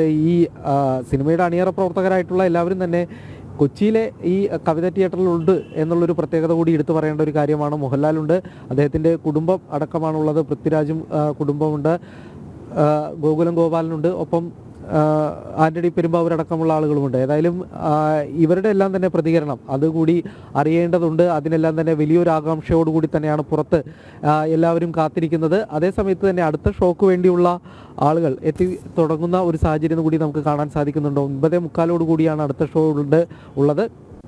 ആ ഷോയിൽ കാണുന്നതിന് വേണ്ടിയുള്ള ആളുകൾ ഇപ്പോൾ തന്നെ തിയേറ്ററിൻ്റെ സമീപത്തേക്ക് എത്തിക്കൊണ്ടിരിക്കുന്ന ഒരു കാഴ്ച കാണാൻ സാധിക്കുന്നുണ്ട്. ഏതായാലും വലിയൊരു പ്രതികരണം, വലിയൊരു പ്രതീക്ഷ തന്നെയാണ് സിനിമയ്ക്കുള്ളത്. നേരത്തെ ആന്റണി പെരുമ്പാവൂരടക്കം ഉള്ള ആളുകൾ പ്രതികരിച്ചൊരു കാര്യം, വലിയ പ്രതിസന്ധികൾ നേരിട്ടാണ് ഈ സിനിമ തിയേറ്ററിലേക്ക് എത്തിക്കുന്നത്. അത് ആ പ്രതിസന്ധികളെയൊക്കെ തരണം ചെയ്ത പോലെ തന്നെ ഏതായാലും വലിയൊരു പ്രതീക്ഷയോടുകൂടി തന്നെ ആ ഒരു പ്രതീക്ഷ നിലനിർത്തിക്കൊണ്ട് തന്നെ സിനിമ ഏതായാലും തിയേറ്ററിൽ വൻ വിജയം നേടും എന്നുള്ളൊരു പ്രതീക്ഷ തന്നെ അദ്ദേഹം പങ്കുവെക്കുകയുണ്ടായിരുന്നു. നേരത്തെ സുചിത്ര മോഹൻലാലിൻ്റെ ഭാര്യ, അവർ പറഞ്ഞൊരു കാര്യം, വളരെയധികം ആകാംക്ഷയുണ്ട് ചിത്രത്തെക്കുറിച്ച്, ബാക്കി കാര്യങ്ങളെല്ലാം തന്നെ ചിത്രം കണ്ടതിന് ശേഷം പ്രതികരിക്കാം എന്നുള്ളൊരു കാര്യമാണ്. പ്രണവ് മോഹൻലാലിനോടൊപ്പമാണ് സുചിത്ര മോഹൻലാൽ എത്തിയത്. ഏതായാലും എല്ലാവരുടെയും പ്രതികരണം ഇനി അറിയേണ്ടതുണ്ട്. അതിനുവേണ്ടിയുള്ള കാത്തിരിപ്പ് തന്നെയാണ്. ഏതായാലും ആദ്യ പകുതി കഴിഞ്ഞ് സിനിമ കണ്ടിറങ്ങുന്ന ആളുകൾ ആ ഒരു പകുതിയുടെ വിശേഷങ്ങൾ പങ്കുവെക്കും എന്ന് തന്നെ പ്രതീക്ഷിക്കുന്നു. അല്ലെങ്കിൽ ഏതായാലും ഈ സിനിമ ഇനി കഴിഞ്ഞ് ഇറങ്ങുന്ന സമയത്ത് ഈ ഷോ കണ്ടു കഴിഞ്ഞിറങ്ങുന്ന ആളുകളുടെ ഒരു പ്രതികരണം കൂടി അറിയാം എന്നുള്ളൊരു പ്രതീക്ഷയോടുകൂടി തന്നെയാണ് വിനോദ് ഞങ്ങളിവിടെ കാത്തിരിക്കുന്നത്.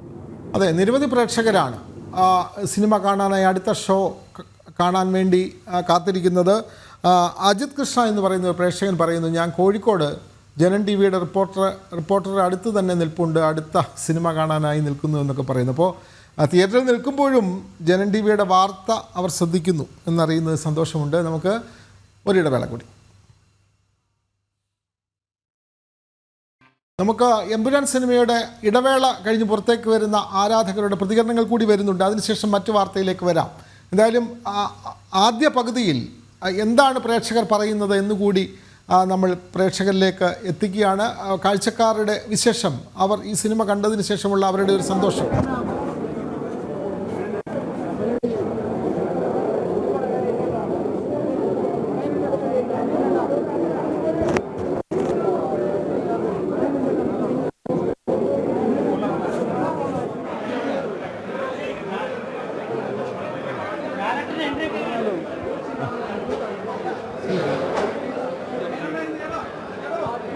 ഇവരൊക്കെ വേറെ ലെവലായിട്ടാ.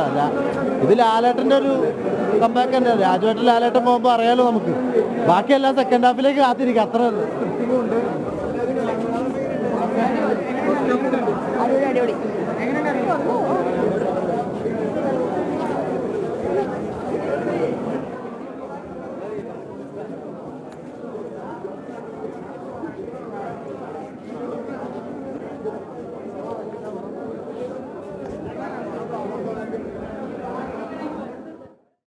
അപ്പോൾ ആദ്യ പ്രദർശനത്തിൻ്റെ ഇടവേള സമയമാണ് ആയിരിക്കുന്നത്. പ്രേക്ഷകരൊക്കെ പ്രതികരിക്കുന്നുണ്ട്. എന്തായാലും മറ്റു വാർത്തയിലേക്ക് പോകൂ എന്ന് പ്രേക്ഷകർ പറയുന്നുണ്ട്. മറ്റു വാർത്തകളിലേക്ക് വരികയാണ്.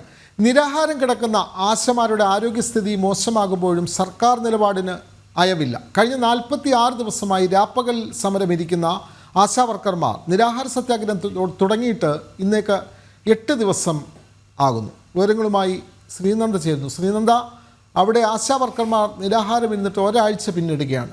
സർക്കാർ ഒരു നടപടിയും സ്വീകരിക്കുന്നില്ല. എല്ലാം കേന്ദ്രത്തിൻ്റെ തലയിൽ കെട്ടിവെക്കാൻ വേണ്ടി ശ്രമിക്കുന്നു. ഈ സമരത്തോട് മുഖം തിരിഞ്ഞു നിൽക്കുന്ന സർക്കാർ സമീപനം നമ്മൾ കാണുന്നതാണ്. കഴിഞ്ഞ ദിവസം INTUC നേതാവും സമരത്തിനെതിരെ സംസാരിച്ചു. പക്ഷേ എന്നിട്ടും ഇടതുപക്ഷ സഹയാത്രികനായ K. സച്ചിദാനന്ദനെ പോലുള്ളവർ സമരം നടത്തുന്നവരെ പരിഗണിക്കണം, അവരുമായി ചർച്ച ചെയ്യണം തുടങ്ങിയ കാര്യങ്ങൾ പറയുന്നുമുണ്ട്. ആശാവർക്കർമാരുടെ നിരാഹാര സമരം 8ാം ദിവസത്തിലേക്ക് എത്തുന്നു. കൂടുതൽ വിവരങ്ങൾ ശ്രീനന്ദ.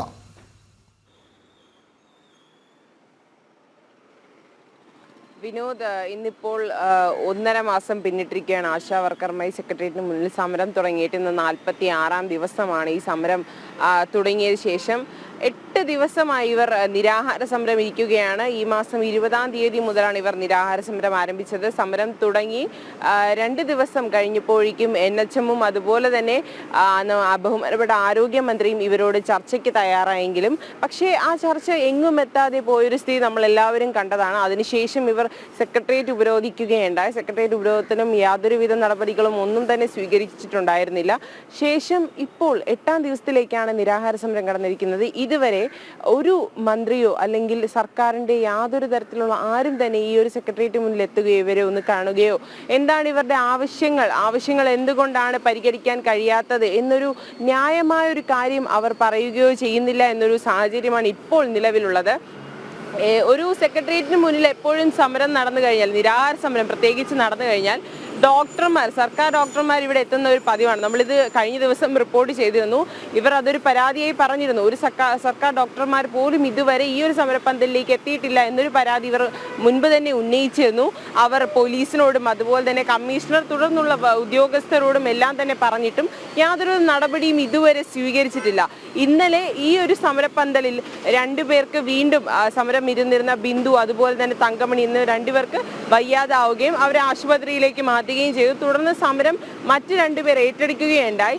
ഇപ്പോഴും ഈ ഒരു ഇവർ വയ്യാതാവുന്ന സമയങ്ങളിൽ പോലും നിരാഹാരമിരുന്ന് അവർക്ക് അസുഖം ഉണ്ടാകുന്ന ടൈമിൽ പോലും ഒരു ഡോക്ടർ, ഇവർ തന്നെ നിംസ് ഹോസ്പിറ്റലിൽ നിന്നും അതുപോലുള്ള മറ്റ് ആശുപത്രികളിൽ നിന്നും വിളിച്ചുകൊണ്ട് വരുന്ന ഡോക്ടർമാർ മാത്രമാണ് ഇവരുടെ ഒരു ആരോഗ്യസ്ഥിതി എങ്ങനെയാണ് എന്നുള്ള കാര്യം അന്വേഷിക്കുന്നത്. അല്ലാണ്ട് സർക്കാരിൻ്റെ ഭാഗത്ത് നിന്ന് അങ്ങനെ ഒരു യാതൊരുവിധ നീക്കങ്ങളും ഇതുവരെ ഉണ്ടായിട്ടില്ല. അതുപോലെ തന്നെ ശ്രദ്ധിക്കേണ്ട ഒരു കാര്യം, കഴിഞ്ഞ ദിവസം മന്ത്രി വീണ ജോർജ് ഡൽഹിയിലേക്ക് പോയിരുന്നു. അതൊരു പുകമറ സൃഷ്ടിക്കാനാണ് എന്നൊരു കാര്യം കൂടി നമുക്ക് ഉദ്ദേശിക്കേണ്ടിയിരിക്കും. നമുക്ക് ഇവിടെയുള്ള ആശാവർക്കർമാരോട് തന്നെ ചോദിക്കാം. ചേച്ചി എന്താണ് ഇപ്പോൾ ഇവിടെ ഒരു സർക്കാർ ഡോക്ടർമാർ പോലും വരുന്നില്ല, അങ്ങനെ ഒരു സ്ഥിതി ഉണ്ടാവുന്നുണ്ട്, വയ്യാതാവുന്നുണ്ട് ആൾക്കാർക്ക്. അപ്പോൾ എങ്ങനെയാണ്, നിങ്ങൾ തന്നെയാണോ ഡോക്ടർമാരെ ഇവിടെ കൊണ്ടുവരുന്നത്? എങ്ങനെയാണ്? ഞങ്ങൾ തന്നെയാണ് ഡോക്ടറെ കൊണ്ടുവന്ന് നോക്കുന്നത്. ഇപ്പം തന്നെ 4 പേർക്ക് ഇന്നലെ വരെ 4 പേരാണ് അസ്വസ്ഥത പ്രകടിപ്പിച്ച് മാറിയത്. പകരമാണ് ഇപ്പം ഞങ്ങൾ 3 പേര് പുതുതായിട്ട് കിടക്കുന്നത്. പക്ഷേ ഗവൺമെൻറ് ഒന്ന് മനസ്സിലാക്കണം, അവർക്ക് വേണ്ടിയിട്ടാണ് ഞങ്ങൾ രാപ്പകലില്ലാതെ കഷ്ടപ്പെട്ടത്.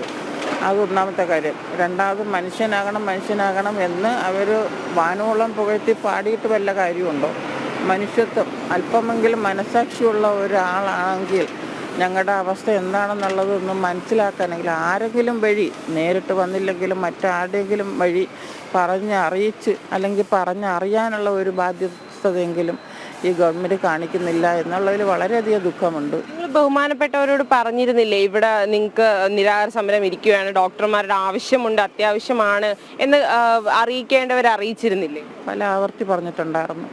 അത് നമ്മൾ പറഞ്ഞറിയേണ്ടതല്ലല്ലോ, അവരറിഞ്ഞ് ചെയ്യേണ്ടതല്ലേ. അവരുടെ മുന്നിലാണ് ഞങ്ങൾ ഈ കിടക്കുന്നത്. ഇപ്പം നമ്മളുടെ ബുദ്ധിമുട്ട് എന്താണെന്ന് ഞങ്ങൾ പ്രത്യേകിച്ച് സ്ത്രീകളാണ്, നമ്മൾക്ക് ഒരുപാട് ബുദ്ധിമുട്ടുകൾ ഉള്ളതാണ്. അത് മന്ത്രി വീണ ജോർജിനും അതറിയാവുന്നതാണ്. അവരും ഒരു സ്ത്രീയല്ലേ. അപ്പോൾ അതെല്ലാം അറിഞ്ഞ് ചെയ്യേണ്ടതാണ്. നമ്മൾ ചോദിച്ച് വാങ്ങേണ്ടതല്ല, അവർ അറിഞ്ഞ് നൽകേണ്ടതാണ്. മിനിമം വേതനം നമ്മൾ ചോദിക്കുന്നുള്ളൂ. പക്ഷെ അതുപോലും ഇന്നത്തെ സാഹചര്യത്തിലുള്ള ജീവിത സാഹചര്യം നമുക്ക് മെച്ചപ്പെടുത്താനോ ഒന്നിനും കഴിയുന്നില്ല. നമുക്കൊണ്ടൊന്ന് കൂട്ടി സൂക്ഷിക്കാനോ അല്ല, നമ്മളുടെ അതിജീവനത്തിൻ്റെ സമരമാണ്. അത് മാത്രം മനസ്സിലാക്കി മനസാക്ഷിയോടുകൂടി ഒന്ന് പെരുമാറണം.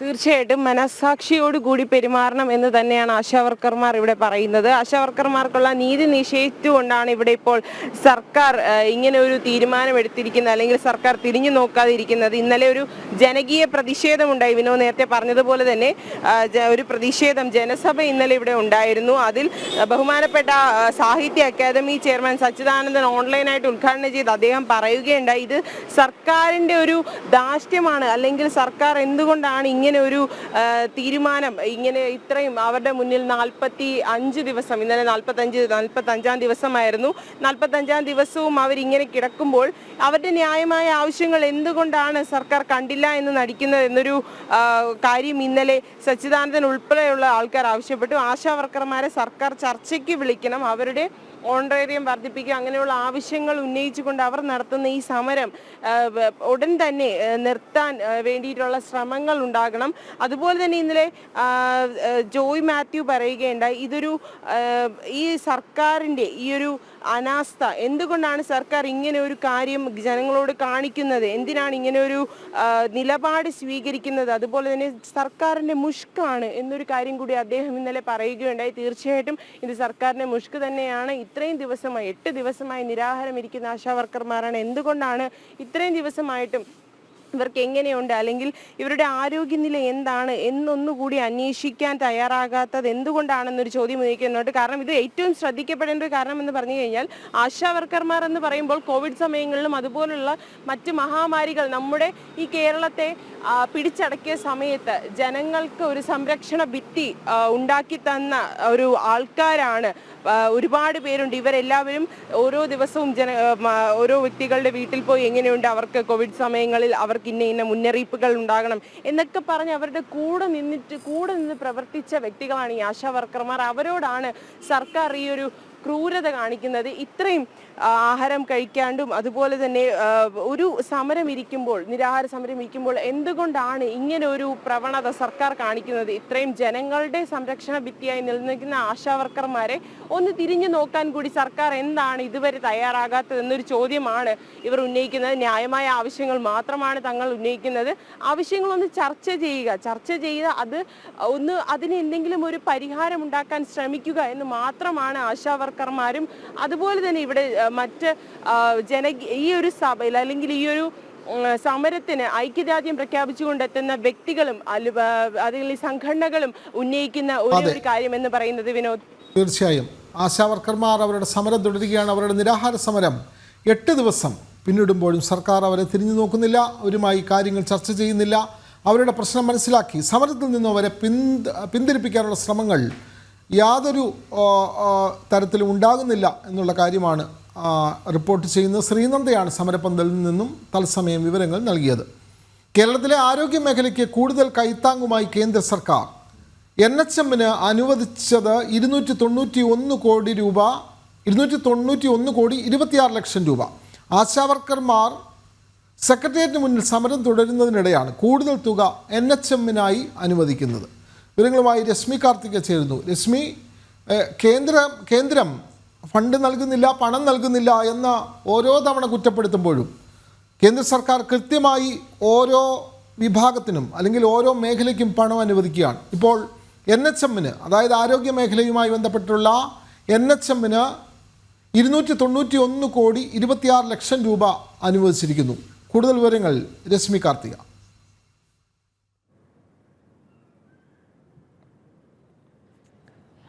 വിനോദ്, ആരോഗ്യമന്ത്രി തുടർച്ചയായി പറയുന്ന ഒരു കാര്യമാണ് കേന്ദ്രത്തിന്റെ ഭാഗത്ത് നിന്ന് യാതൊരു തരത്തിലുള്ള സഹായവും ഉണ്ടാകുന്നില്ല, അതാണ് ഈ ഒരു പ്രതിസന്ധിക്ക് കാരണം എന്നുള്ളത്. നിയമസഭയിലാണെങ്കിലും പുറത്ത് ആരോഗ്യമന്ത്രി പലപ്പോഴും മറുപടി നൽകുമ്പോഴാണെങ്കിലും മറ്റു മന്ത്രിമാർ മറുപടി നൽകുമ്പോഴാണെങ്കിലും ഇത് തന്നെയാണ് പറഞ്ഞുകൊണ്ടിരിക്കുന്നത്. പക്ഷേ അതിന്റെ യഥാർത്ഥ വസ്തുത എന്താണ് എന്നുള്ളത് നേരത്തെ ഈ ആശാവർക്കർമാർക്ക് തുക അനുവദിച്ചതിന്റെ അടക്കം രേഖകൾ ജനം TV പുറത്തുവിട്ടിരുന്നു. കൃത്യമായി തുകയാണ് കേന്ദ്ര ആരോഗ്യ മന്ത്രാലയം സംസ്ഥാനത്തിന് വേണ്ടി നൽകുന്നത്. അതും പ്രത്യേകിച്ച് ആരോഗ്യ മേഖലയ്ക്കുള്ള പണം സംബന്ധിച്ച് നോക്കുകയാണെങ്കിൽ അത് ഏത് പദ്ധതിയുടെ വിഹിതമാണെങ്കിലും അത് കൃത്യമായി തന്നെ കേന്ദ്ര സർക്കാർ ലഭ്യമാക്കുന്നുണ്ട്. ഇപ്പോൾ NHM കൂടുതൽ തുക അനുവദിച്ചിരിക്കുകയാണ്. അതും ആരോഗ്യ പ്രവർത്തകർ, ആശാവർക്കർമാർ അടക്കമുള്ള ആരോഗ്യ പ്രവർത്തകർക്ക് വേണ്ടിയാണ് അനുവദിച്ചിരിക്കുന്നത്. 291 കോടി 26 ലക്ഷം രൂപയാണ് NHM അനുവദിച്ചിരിക്കുന്നത്. ഇത്തരത്തിൽ കൃത്യമായി കേന്ദ്ര വിഹിതം NHM കേന്ദ്ര സർക്കാർ അനുവദിച്ചുകൊണ്ടേയിരിക്കുകയാണത് പല കാര്യങ്ങൾക്ക് വേണ്ടിയാണ്. ഒന്ന്, ആശാപ്രവർത്തകർക്ക് പോലുള്ള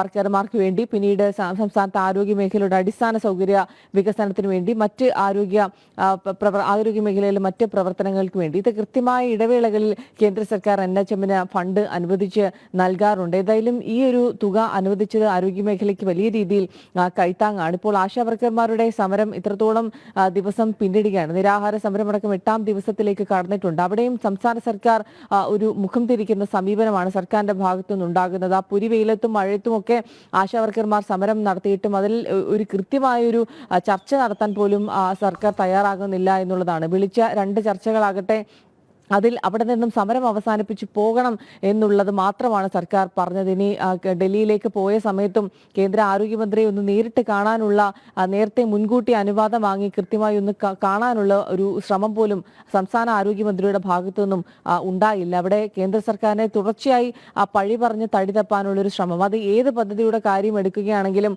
എപ്പോഴും കേന്ദ്ര സർക്കാരിനെ പഴിച്ചുകൊണ്ട് തടിതപ്പ അല്ലെങ്കിൽ സാധാരണക്കാരുടെ കണ്ണിൽ പൊടിയിടാനുള്ളൊരു ശ്രമം തുടർച്ചയായി സംസ്ഥാനത്തിന്റെ ഭാഗത്തു നിന്നും ഉണ്ടാകാറുണ്ട്. പക്ഷേ അത് അങ്ങനെയല്ല എന്നുള്ളതാണ്. സംസ്ഥാന വീതവും കേന്ദ്ര വീതവും അതൊരു 60-40% അങ്ങനെയാണ് ലഭ്യമാക്കിക്കൊണ്ടിരിക്കുന്നത്. അത് പറയുന്ന സമയത്ത് തന്നെ കേന്ദ്ര സർക്കാർ നൽകുന്നുണ്ട്. അത് സംസ്ഥാനമാണ് ആ വിഹിതം, കേന്ദ്രം അനുവദിക്കുന്ന തുക കൂടി മറ്റു കാര്യങ്ങൾക്കായി വകമാറ്റി ചിലവഴിക്കുന്നത് സംസ്ഥാന സർക്കാരാണ്. പിന്നീട് ഈ കേരളത്തിലെ കാര്യങ്ങൾക്ക് മുന്നോട്ട് പോകുന്ന അടിസ്ഥാനപരമായിട്ടുള്ള കാര്യങ്ങൾക്കൊക്കെ തന്നെ പണമില്ല എന്നുള്ള സാമ്പത്തിക പ്രതിസന്ധിയാണ് കേന്ദ്രം ഞെരുക്കുന്നു എന്നുള്ളതാണ് തുടർച്ചയായി ആരോഗ്യമന്ത്രിയാണെങ്കിലും മുഖ്യമന്ത്രിയാണെങ്കിലും ധനമന്ത്രിയാണെങ്കിലും ഒക്കെ പറഞ്ഞുകൊണ്ടിരിക്കുന്നത്. ഏതായാലും ഇപ്പോൾ തുക അനുവദിച്ചത് വലിയ രീതിയിലുള്ളൊരു കൈത്താങ്ങാണ്. ഈ തുക ആരോഗ്യ പ്രവർത്തകർക്ക് വേണ്ടി, അല്ലെങ്കിൽ ആശാപ്രവർത്തകർക്ക് വേണ്ടി, അല്ലെങ്കിൽ അടിസ്ഥാന സൗകര്യ പ്രവർത്തനങ്ങൾക്കൊക്കെ വേണ്ടിയാണ് NHM കേന്ദ്ര സർക്കാർ ഇപ്പോൾ ഈ വലിയ തുക അനുവദിച്ചിരിക്കുന്നത്. വിനോദ്, തീർച്ചയായും കേന്ദ്ര സർക്കാർ വലിയ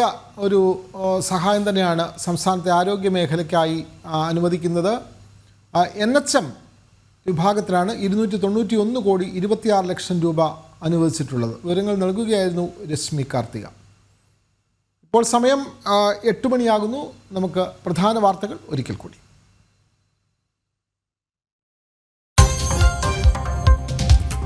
ബംഗ്ലാദേശ് വിമോചന ദിനത്തിൽ മുഹമ്മദ് യൂനുസിനെ ചരിത്രം ഓർമ്മിപ്പിച്ച് പ്രധാനമന്ത്രി നരേന്ദ്രമോദി. വിമോചന പോരാട്ടങ്ങൾ ഓർമ്മപ്പെടുത്തി ആശംസാ കത്ത്. ഉച്ചകോടിയിൽ മോദിക്കൊപ്പം യൂനുസും പങ്കെടുത്തു.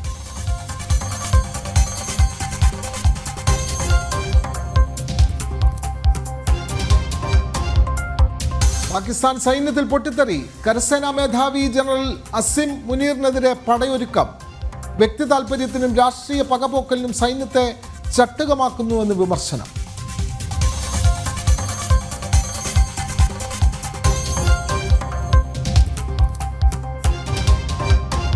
കിഴക്കൻ അതിർത്തിയിൽ നിന്ന് സമാധാന വാർത്തകൾ.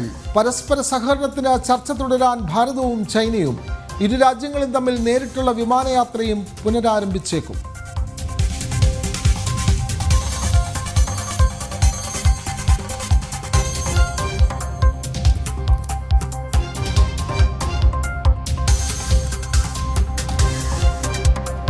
വിശ്വാസം പറഞ്ഞ് മതവൈര്യം ആളിക്കത്തിക്കാൻ സമസ്ത. മമ്മൂട്ടിയുടെ പേരിലെ ക്ഷേത്ര വഴിപാട് ഇസ്ലാം മതവിശ്വാസത്തിന് വിരുദ്ധമെന്ന നാസർ ഫൈസി കൂടത്തായി. മോഹൻലാൽ നടത്തിയ വഴിപാട് മമ്മൂട്ടിയുടെ അറിവോടെയെങ്കിൽ തെറ്റെന്നും സമസ്ത.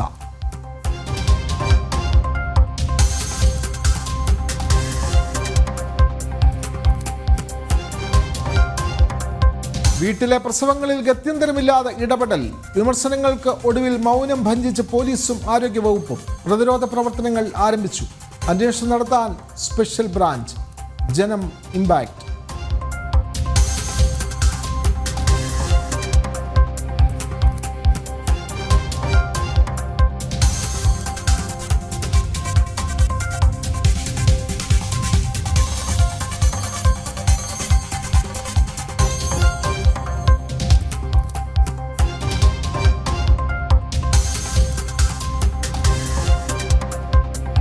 കേരളത്തോട് പറഞ്ഞ വാക്കുപാലിച്ച് കേന്ദ്രം. ആരോഗ്യമേഖലയ്ക്ക് കൈത്താങ്. NHMന് അനുവദിച്ചത് 291 കോടിയിലധികം രൂപ. നിരാഹാര സമരത്തിനും ആശമാരെ തിരിഞ്ഞു നോക്കാതെ സംസ്ഥാന സർക്കാർ.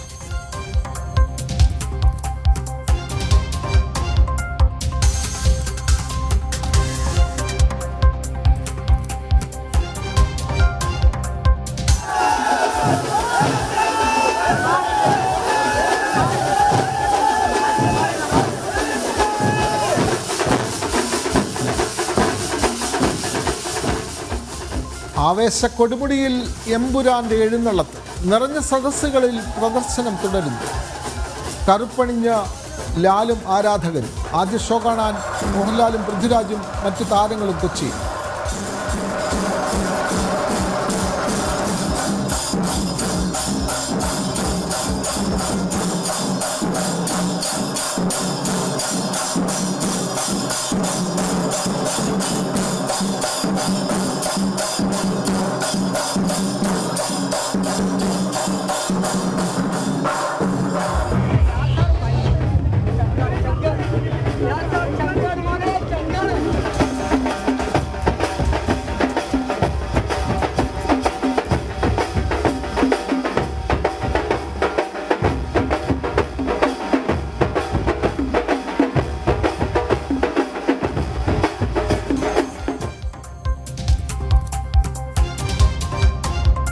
ബംഗ്ലാദേശ് വിമോചന പോരാട്ടത്തിൽ ഭാരതത്തിൻ്റെ പങ്ക് ബംഗ്ലാദേശ് ഭരണകൂടത്തെ ഓർമ്മപ്പെടുത്തി പ്രധാനമന്ത്രി നരേന്ദ്രമോദി.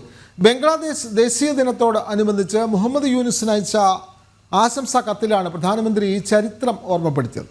വിമോചന സമരകാലത്തെ ആവേശമാണ് ഇരു രാജ്യങ്ങളുടെയും നയതന്ത്ര ബന്ധത്തിൽ മാർഗദീപം. സമാധാനവും സുസ്ഥിരതയും അഭിവൃദ്ധിയും ലക്ഷ്യമിട്ടുള്ള പങ്കാളിത്തത്തിന് ഭാരതം ഇപ്പോഴും പ്രതിജ്ഞാബദ്ധമാണെന്ന് പ്രധാനമന്ത്രി കത്തിൽ ചൂണ്ടിക്കാട്ടി. വിവരങ്ങളുമായി ഗൗതം അനന്തനാരായണൻ ചേരുന്നു. ഗൗതം, ബംഗ്ലാദേശിനെ ചരിത്രം ഓർമ്മിപ്പിക്കുകയാണ് പ്രധാനമന്ത്രി നരേന്ദ്രമോദി. കൂടുതൽ വിവരങ്ങൾ.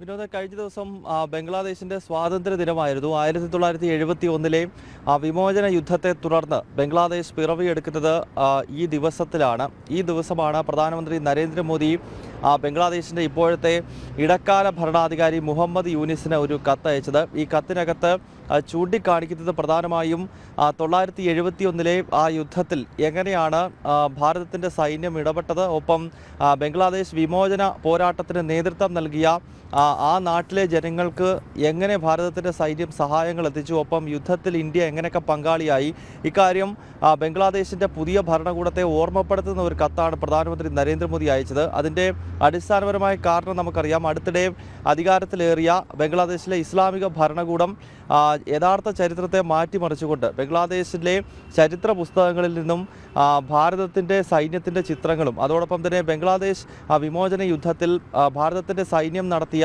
ഇടപെടലുകളെപ്പറ്റി വിവരം വ്യക്തമാക്കുന്ന ചിത്രങ്ങളുമെല്ലാം ഒഴിവാക്കിക്കൊണ്ട് ഒരു പുതിയ ചരിത്രം നിർമ്മിച്ചുകൊണ്ടിരിക്കുന്ന പശ്ചാത്തലത്തിലാണ് ബംഗ്ലാദേശിൻ്റെ ഭരണകൂടത്തെ ഒരിക്കൽ കൂടി ഭാരതത്തിൻ്റെ പ്രധാനമന്ത്രി നരേന്ദ്രമോദി എന്താണ് 1971 നടന്നത് എന്നതിനെപ്പറ്റി ഓർമ്മപ്പെടുത്തിയത്. അന്നത്തെ ആ വിമോചന യുദ്ധത്തിൽ ഇരു രാജ്യങ്ങൾക്കുമിടയിൽ രൂപപ്പെട്ട ആ ബന്ധമാണ് ഇപ്പോഴുമുള്ള നയതന്ത്ര ബന്ധത്തിൻ്റെ അടിത്തറയെന്നും ഭാവിയിലും മുന്നോട്ട് പോകുവാൻ കരുത്ത് നൽകുന്നത് അന്നത്തെ ആ ഒരു യുദ്ധത്തിൽ ഇരു രാജ്യങ്ങളും ഒരുമിച്ച് നടത്തിയിട്ടുള്ള സഹനങ്ങൾ അതോടൊപ്പം തന്നെ പ്രവർത്തനങ്ങൾ, അതൊക്കെയാണ് പ്രധാനമന്ത്രി ഈ ഘട്ടത്തിൽ ഓർമ്മിപ്പിച്ചത്. വിനോദ്, ബംഗ്ലാദേശിൻ്റെ സ്വാതന്ത്ര്യദിനത്തിൽ അവരെ ചരിത്രം ഓർമ്മിപ്പിക്കുകയാണ് പ്രധാനമന്ത്രി നരേന്ദ്രമോദി. അദ്ദേഹം അയച്ച ആശംസാ കത്തിൽ അത്തരം വിവരങ്ങളാണ് സൂചിപ്പിക്കുന്നത്. വിവരങ്ങൾ നൽകുകയായിരുന്നു ഡൽഹിയിൽ നിന്നും ഗൗതം അനന്തനാരായണൻ. ഗൗതം, മറ്റൊരു വാർത്തയുമായി ചേരുന്നുണ്ട്. പാക് സൈന്യത്തിൽ കടുത്ത ഭിന്നത. സൈനിക മേധാവി ജനറൽ അസിം മുനീർ രാജിവെക്കണമെന്നാവശ്യപ്പെട്ട് സൈന്യത്തിലെ മറ്റുദ്യോഗസ്ഥർ.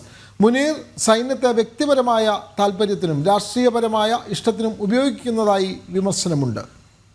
വിവരങ്ങളുമായി ഗൗതം ചേരുന്നു. ഗൗതം, പാക് സൈന്യത്തിൽ ഉണ്ടാകുന്ന കലാപം അത് എല്ലാ കാലത്തും വലിയ വാർത്തയാകാറുണ്ട്. ഇപ്പോൾ സൈന്യത്തിൽ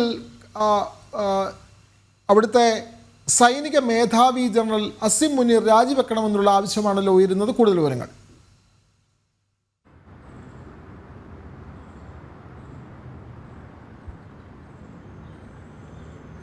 വിനോദ്, പാകിസ്ഥാൻ സൈന്യത്തിനകത്ത് ഇപ്പോൾ വലിയ പ്രതിസന്ധി രൂപപ്പെടുകയാണ്. ഈ അസീം മുനീറിനെതിരെ പാകിസ്ഥാനിലെ കേണലുമാരും അതോടൊപ്പം തന്നെ ലഫ്റ്റനന്റ് ജനറൽമാർ, ഒപ്പം ജവാന്മാർ, ഇങ്ങനെ ഈ സൈനിക മേധാവിക്ക് അല്ലെങ്കിൽ ആർമി ചീഫിന് താഴേക്കുള്ള പ്രധാനപ്പെട്ട പദവിയിലിരിക്കുന്ന ഈ ഉദ്യോഗസ്ഥരാണ് ഇത്തരമൊരു തുറന്ന കത്ത് കരസേനാ മേധാവിക്ക് അയച്ചിരിക്കുന്നത്. അതിൽ മുനീറിനെതിരെ വലിയൊരു വിമർശനം പാകിസ്ഥാൻ പട്ടാളത്തിനകത്ത് ഉയരുന്നത് ഇയാൾ പാക് സൈന്യത്തെ വ്യക്തി താല്പര്യങ്ങൾക്കും ഒപ്പം രാഷ്ട്രീയ താല്പര്യങ്ങൾക്കും വേണ്ടി ഉപയോഗിക്കുന്നു. ഒപ്പം പാകിസ്ഥാനിൽ ഉയർന്നു വരുന്ന പല പ്രശ്നങ്ങളെ കൃത്യമായി നേരിടുവാനോ അല്ലെങ്കിൽ അതിനെ അഭിമുഖീകരിക്കാനോ ഇപ്പോഴത്തെ പട്ടാള മേധാവിക്ക് കഴിയുന്നില്ല എന്നതാണ് പ്രധാനപ്പെട്ട വിമർശനം. അതിനാൽ രാജിവെച്ച് പോകണം എന്ന ഒരു നിർദ്ദേശമാണ് ഇപ്പോൾ കീഴുദ്യോഗസ്ഥർ പാകിസ്ഥാൻ പട്ടാള മേധാവിക്ക് മുന്നിൽ വെക്കുന്ന ഉപാധി. പ്രധാനമായും ചൂണ്ടിക്കാണിക്കുന്നത് 2022 അന്നത്തെ പ്രധാനമന്ത്രിയായിരുന്ന ഇമ്രാൻ ഖാൻ രാജിവെക്കുന്ന ഘട്ടത്തിൽ ഉണ്ടായിട്ടുള്ള വലിയ സംഘർഷങ്ങൾ, അതിനെ അടിച്ചമർത്തുന്നതിൽ പരാജയപ്പെട്ടു. ഒപ്പം 2024 പൊതു തെരഞ്ഞെടുപ്പിൽ നടന്നിട്ടുള്ള അട്ടിമറി, അതായത് ആ തെരഞ്ഞെടുപ്പുമായി ബന്ധപ്പെട്ട് ഇപ്പോഴും വലിയ ക്രമക്കേടുകൾ ആരോപിക്കപ്പെടുന്നുണ്ട്. ഇമ്രാൻഖാൻ്റെ പാർട്ടിയാണെങ്കിലും അതൊരു ജനാധിപത്യ രീതിയിലല്ല ആ തെരഞ്ഞെടുപ്പ് നടന്നത് എന്ന വിമർശനമാണ് മുന്നോട്ട് വയ്ക്കുന്നത്. പല സ്ഥലങ്ങളിലും തെരഞ്ഞെടുപ്പ് അട്ടിമറിക്കപ്പെട്ടു, അതിന് സൈന്യം തന്നെ നേതൃത്വം നൽകി എന്ന വളരെ രൂക്ഷമായ ആരോപണം ഇപ്പോൾ പാകിസ്ഥാൻ ആർമി നേരിട്ടുകൊണ്ടിരിക്കുകയാണ്. അതുപോലെ തന്നെ അടുത്ത കാലത്ത് വിഘടനവാദം പാകിസ്ഥാൻ്റെ വിവിധ ഭാഗങ്ങളിൽ ശക്തമാകുന്നതിനെ നേരിടാൻ കഴിയുന്നില്ല എന്നതും ഈ സൈന്യത്തിനെതിരെയുള്ള വിമർശനമായി ഉയരുന്നു. കാരണം പാകിസ്ഥാൻ്റെ 2 പ്രദേശങ്ങളിൽ വലിയ തോതിലുള്ള പോരാട്ടം, വിഘടനവാദം എന്ന് പാകിസ്ഥാൻ വിശേഷിപ്പിക്കുന്നതാണ്. അത് ബലൂചിസ്ഥാനെ സംബന്ധിച്ചിടത്തോളം വിഘടനവാദം എന്ന പദം നമുക്ക് ഉപയോഗിക്കാൻ കഴിയത്തില്ല. കാരണം അത് ഒരു വിമോചന പോരാട്ടമാണ്. 1948 ബലൂചിസ്ഥാൻ എന്ന ഒരു സ്വതന്ത്ര ദേശത്തെ പാകിസ്ഥാൻ പിടിച്ചെടുക്കുന്നതാണ്. അങ്ങനെ പാകിസ്ഥാൻ്റെ ഭാഗമായി നിൽക്കാൻ താല്പര്യമില്ലാത്ത ബലൂചിസ്ഥാനിലെ ജനങ്ങൾ അവർ കൃത്യമായി ഇപ്പോൾ ആയുധമെടുത്ത് പോരാടുന്ന രീതിയിലേക്ക് എത്തിയിരിക്കുന്നു. അതൊരു ഭാഗത്ത് അവിടെ പ്രശ്നങ്ങൾ നിലനിൽക്കുകയാണ്. മറ്റൊരു ഭാഗത്ത് കൃത്യമായി തന്നെ വിഘടനവാദം നടക്കുന്നത് ഖൈബർ പക്തൂൺ പ്രവിശ്യയിലാണ്. കാരണം അത് അഫ്ഗാനിസ്ഥാനുമായി അതിർത്തി പങ്കിടുന്ന പ്രൊവിൻസാണ്. അവിടെ പാക് താലിബാൻ വലിയ തോതിലുള്ള ഭീഷണി ഇപ്പോൾ പാകിസ്ഥാന് മേൽ ഉയർത്തുന്നുണ്ട്. കാരണം താലിബാൻ മോഡലിലുള്ള ഒരു ഇസ്ലാമിക ഭരണം ഈ പ്രൊവിൻസിൽ കൊണ്ടുവരിക, പാകിസ്ഥാനിൽ നിന്നും വേർപെട്ടുകൊണ്ട് ഒരു സ്വതന്ത്ര ഇസ്ലാമിക ദേശമാക്കി ഖൈബർ പക്തൂൺ പ്രവിശ്യയെ മാറ്റുക എന്നതാണ് പാക് താലിബാൻ പ്രധാനമായും ലക്ഷ്യമിടുന്നത്. അങ്ങനെ പാക് താലിബാൻ ഒരു ഭാഗത്തെ വലിയ വിഘടനവാദ ശ്രമങ്ങൾ പാകിസ്ഥാനെ വെട്ടിമുറിക്കാൻ ശ്രമിക്കുന്നതിനെ അടിച്ചമർത്താൻ സൈന്യത്തിന് കഴിയുന്നില്ല എന്ന വിമർശനം വരുന്നു. അതേസമയം തന്നെ ബലൂചിസ്ഥാനിൽ നടന്നുകൊണ്ടിരിക്കുന്ന വിമോചന പോരാട്ടത്തെയും നേരിടുന്നതിൽ സൈന്യം പരാജയപ്പെട്ടു. കാരണം ഏതാനും ദിവസങ്ങൾക്ക് മുമ്പാണ് ജാഫർ എക്സ്പ്രസും മറ്റും അവിടെ ഈ ബലൂജ് ലിബറേഷൻ ആർമി അട്ടിമറിക്കുകയും വലിയ പ്രശ്നങ്ങൾ ഉണ്ടാവുകയും ചെയ്തത്. അതിലൊന്നും സൈന്യത്തിന് ഒരു കൃത്യമായ ഇടപെടൽ നടത്താൻ കഴിയുന്നില്ല. അതിനാൽ സൈനിക മേധാവി, ആർമി ചീഫ് ഉടനടി രാജിവെക്കണമെന്ന ആവശ്യം ഇപ്പോൾ പട്ടാളത്തിനകത്ത് തന്നെ രൂക്ഷമാവുകയാണ്. വിനോദ്, തീർച്ചയായും പാകിസ്ഥാൻ സൈന്യത്തിനുള്ളിൽ കലാപം രൂക്ഷമാവുകയാണ്. സൈനിക മേധാവി സ്ഥാനമൊഴിയണം എന്നുള്ള തരത്തിൽ വലിയ പ്രതിഷേധങ്ങൾ ഉയർന്നു വരുന്നു. പാകിസ്ഥാനിലാണ് പുതിയ സംഭവവികാസങ്ങൾ നടക്കുന്നത്. വിവരങ്ങൾ നൽകുകയായിരുന്നു ഗൗതം അനന്തനാരായണൻ.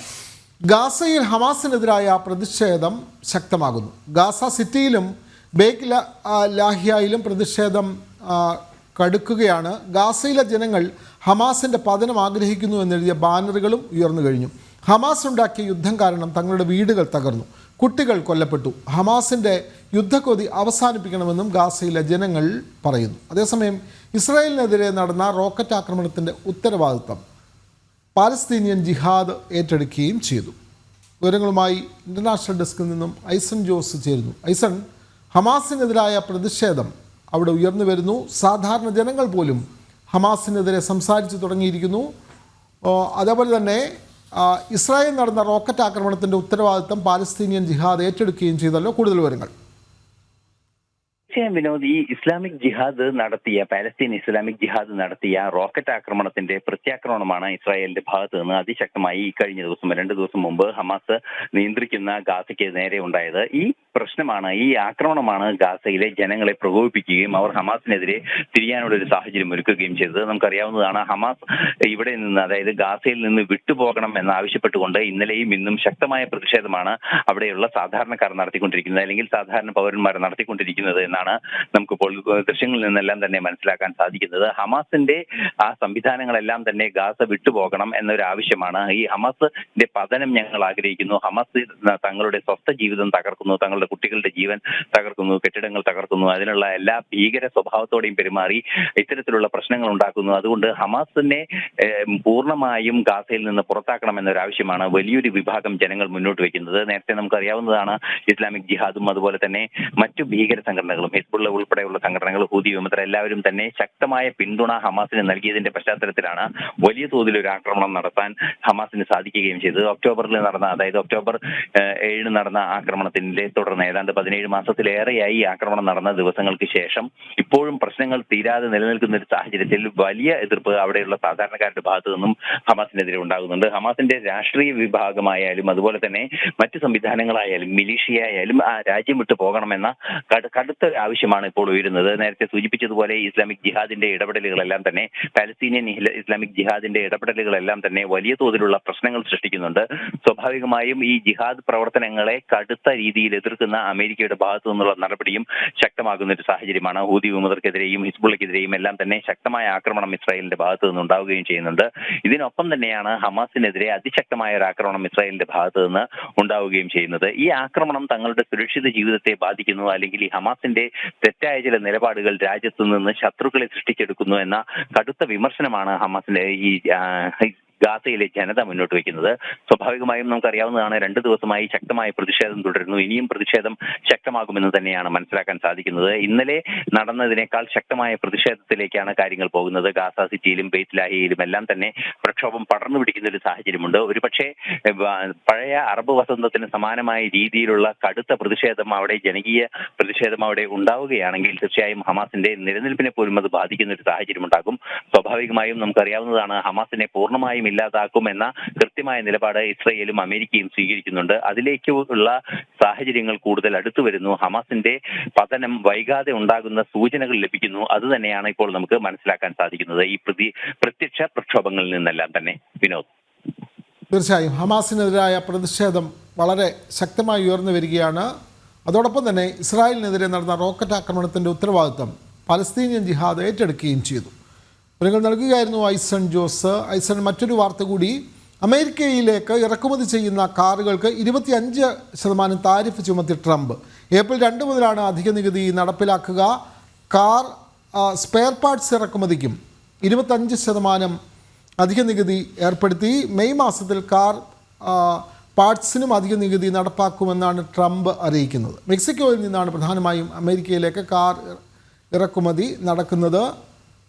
ആദ്യം ട്രംപിൻ്റെ വാക്കുകളിലേക്ക്.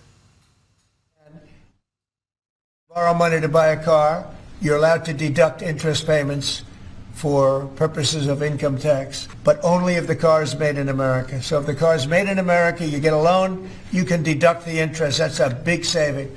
A lot of people in that part of the world, in terms of buying cars, a lot of them don't think in terms of deductions.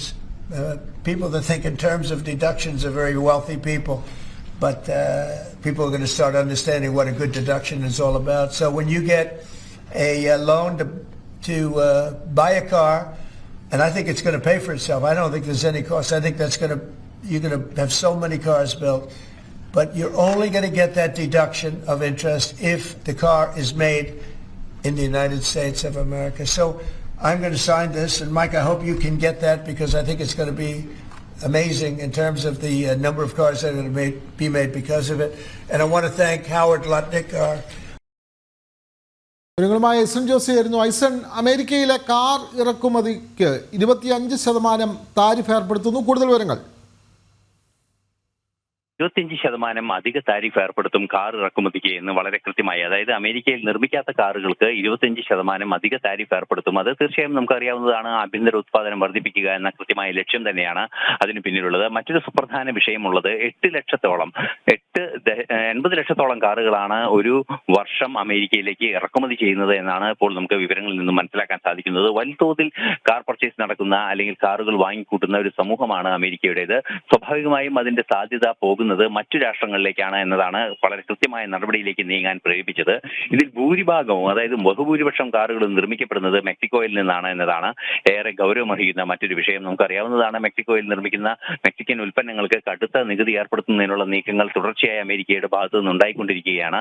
ഈ മെക്സിക്കോയിൽ നിന്നും വരുന്ന വാഹനങ്ങൾ അവരുടെ ആ ലാഭക്കുതിയോടെ ഇവിടെ അമേരിക്കയിൽ വിൽക്കുന്നത് തടയുക എന്ന കൃത്യമായ നീക്കം തന്നെയാണുള്ളത്. ഏപ്രിൽ 2 മുതൽ ഈ കാറുകൾക്കുള്ള അധിക തീരുവ ബാധകമാകും, അല്ലെങ്കിൽ അധിക താരിഫ് ബാധകമാകുമെന്ന ഒരു നിലപാടാണ് ട്രംപിന്റെ ഭാഗത്തു നിന്നുണ്ടായിരിക്കുന്നത്. അതുപോലെ തന്നെ കാറുകളുടെ സ്പെയർ പാർട്സിന്റെ കാര്യത്തിലും ഇത്തരത്തിലുള്ള കടുത്ത നീക്കങ്ങൾ നടത്തുന്നുണ്ട് ട്രംപിന്റെ ഭാഗത്തു നിന്ന്. നമുക്കറിയാവുന്നതാണ്, മെയ് മാസത്തിൽ നേരത്തെ സൂചിപ്പിച്ചതുപോലെ മെയ് അല്ലെങ്കിൽ അതിനുശേഷമോ ഇത്തരത്തിൽ ഈ കാറുകളുടെ സ്പെയർ പാർട്സുകൾക്കും 25% അധിക നികുതി ഏർപ്പെടുത്താനുള്ള നീക്കമാണ് ട്രംപിന്റെ ഭാഗത്തു നിന്നുണ്ടാകുന്നത്. സ്വാഭാവികമായും നമുക്ക് അറിയാവുന്നതാണ്, ഇത്തരത്തിൽ അടുത്ത ഈ കാലഘട്ടത്തിൽ തന്നെ ഈ അവിടെ തന്നെ ഉൽപ്പാദിപ്പിക്കുന്ന, അമേരിക്കയിൽ തന്നെ ഉൽപ്പാദിപ്പിക്കുന്ന ഉൽപ്പന്നങ്ങൾ മാത്രമാകുന്ന ആ വിപണി അതിനുശേഷം അമേരിക്കൻ ഉൽപ്പന്നങ്ങളുടെ വിപണി കൃത്യമായി ലഭ്യമാക്കിയതിനു ശേഷം മാത്രം വിദേശ വിപണിക്ക് തുറന്നു കൊടുക്കുക എന്ന കൃത്യമായ ഒരു അജണ്ടയാണ് അദ്ദേഹം നടപ്പാക്കിക്കൊണ്ടിരിക്കുന്നത്. നമുക്കറിയാവുന്നതാണ്, തൊഴിലവസരങ്ങൾ വർദ്ധിപ്പിക്കുകയും ഉൽപാദനക്ഷമത വർദ്ധിപ്പിക്കുകയും കാറുകളുടെ അല്ലെങ്കിൽ ഇത്തരത്തിലുള്ള ഇറക്കുമതി ചെയ്യുന്ന കാറുകൾ ഉപയോഗിക്കുന്നത് വഴി ഉണ്ടാകുന്ന, അല്ലെങ്കിൽ വൻതോതിൽ ഇറക്കുമതിയെ ആശ്രയിക്കുമ്പോൾ ഉണ്ടാകുന്ന ആ അധിക ചെലവിന്റെ അടിസ്ഥാനത്തിൽ ഉണ്ടാകുന്ന പണപ്പെരുപ്പത്തെ നിയന്ത്രിക്കാൻ സാധിക്കുകയും ചെയ്യുക എന്ന കൃത്യമായ നീക്കം തന്നെയാണ്, ഒരു സാമ്പത്തിക നയം തന്നെയാണ് ഈ കാറുകളുടെ ഇറക്കുമതിയായാലും അതുപോലെ അധിക തീരുവ ചുമത്തുന്നതായാലും എണ്ണയ്ക്ക് തീരുവ ചുമത്തുന്നതായാലും അത്തരത്തിലുള്ള നീക്കങ്ങളിലെല്ലാം തന്നെ നമുക്ക് കൃത്യമായി കാണാൻ സാധിക്കുന്നത്. ഈ തീരുവ ചുമത്തിയ ആ നടപടി ഏപ്രിൽ 2 നടപ്പാകുമെന്നും പാർട്സുകളുടെ കാര്യത്തിൽ മെയ്യോ അതിനടുത്ത ശേഷമോ ഉള്ള മാസങ്ങളിൽ നടപ്പാകുമെന്നാണ് ഇപ്പോൾ ട്രംപ് അറിയിച്ചിരിക്കുന്നത്. അതീവ ഗൗരവമുള്ള ഒരു വിഷയം തന്നെയാണ് ഇപ്പോൾ ട്രംപ് ഏറ്റെടുത്തിരിക്കുന്നത്. ആഭ്യന്തര വിപണി ശക്തമാക്കുക, ആഭ്യന്തര ഉൽപാദനം ശക്തമാക്കുക എന്ന കൃത്യമായ അജണ്ട തന്നെയാണ് അദ്ദേഹത്തിന്റെ നടപടികളിലൂടെ നമുക്ക് കാണാൻ സാധിക്കുന്നത്. അതെ, അമേരിക്കയിലെ കാർ ഇറക്കുമതിയിൽ 25% താരിഫ് ഏർപ്പെടുത്തുന്നു. ആഭ്യന്തര വിപണി ശക്തിപ്പെടുത്തുന്നതിൻ്റെ ഭാഗമായിട്ടാണ് ഈ പുതിയ നയംമാറ്റം. വിവരങ്ങൾ നൽകുകയായിരുന്നു ഐസൺ ജോസ്.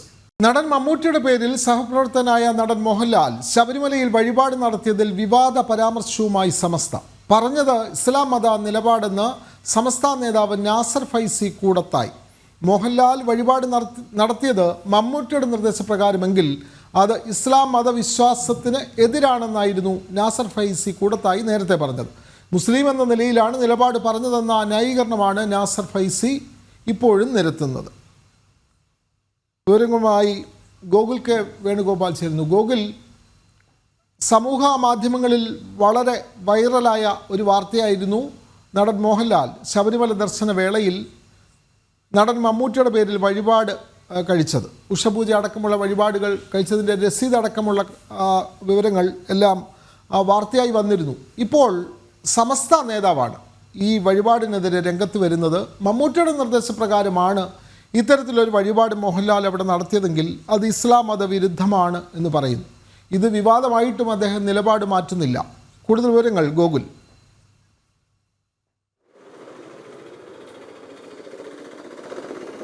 മീനമാസ പൂജകൾക്കായി ശബരിമല നട തുറന്ന സമയത്താണ് മോഹൻലാൽ ശബരിമലയിൽ ദർശനം നടത്തുകയും മമ്മൂട്ടിയുടെ പേരിൽ വഴിപാട് നടത്തുകയും ഒക്കെ ചെയ്തത്.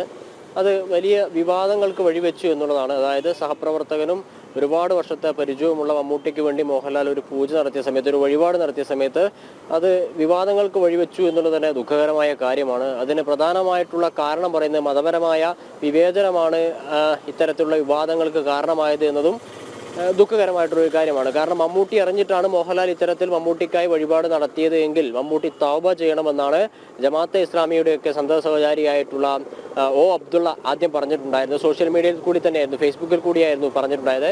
അങ്ങനെ അത് വിവാദമായ സമയത്ത് O Abdulla Facebook post delete ആക്കി.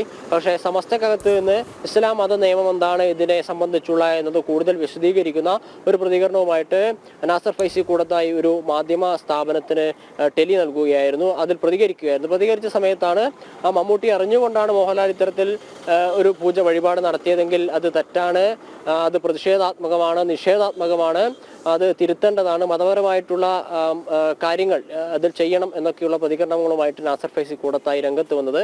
അതും വലിയ രീതിയിൽ വിമർശിക്കപ്പെട്ടു.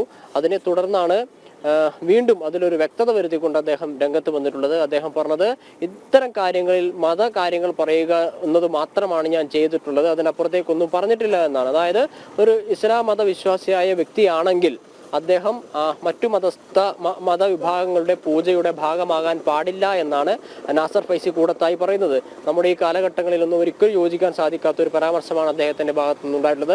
പുരോഗമന സമൂഹമാണ് എന്നൊക്കെ നമ്മൾ മേനി നടിക്കുമ്പോഴും ഇത്തരത്തിലുള്ള പരാമർശങ്ങൾ അടിക്കടി ഉണ്ടാകുന്നു എന്നുള്ളത് അങ്ങേയറ്റം ഖേദകരമായിട്ടുള്ള ഒരു വിഷയം തന്നെയായിട്ടാണ് പൊതുവെ വിലയിരുത്തപ്പെടുന്നത്. അതായത് മമ്മൂട്ടി ഇസ്ലാം മതവിശ്വാസിയാണ്. ഇസ്ലാം മതവിശ്വാസിയായിട്ടുള്ള മമ്മൂട്ടി, ഏകദൈവ വിശ്വാസിയായിട്ടുള്ള മമ്മൂട്ടി മറ്റു മതങ്ങളുടെ, ഹിന്ദുക്കളുടെ അല്ലെങ്കിൽ ക്രിസ്ത്യാനികളുടെ ഒന്നും പൂജയുടെ വഴിപാടിന്റെ ഒന്നും ഭാഗമാകാൻ പാടില്ല, അറിഞ്ഞുകൊണ്ട് അത്തരത്തിൽ ഭാഗമാകാൻ പാടില്ല എന്നുള്ളൊരു പരാമർശമാണ് ഈ സമസ്ത നേതാവായിട്ടുള്ള നാസർ ഫൈസി കൂടത്തായി നടത്തിയിട്ടുള്ളത്.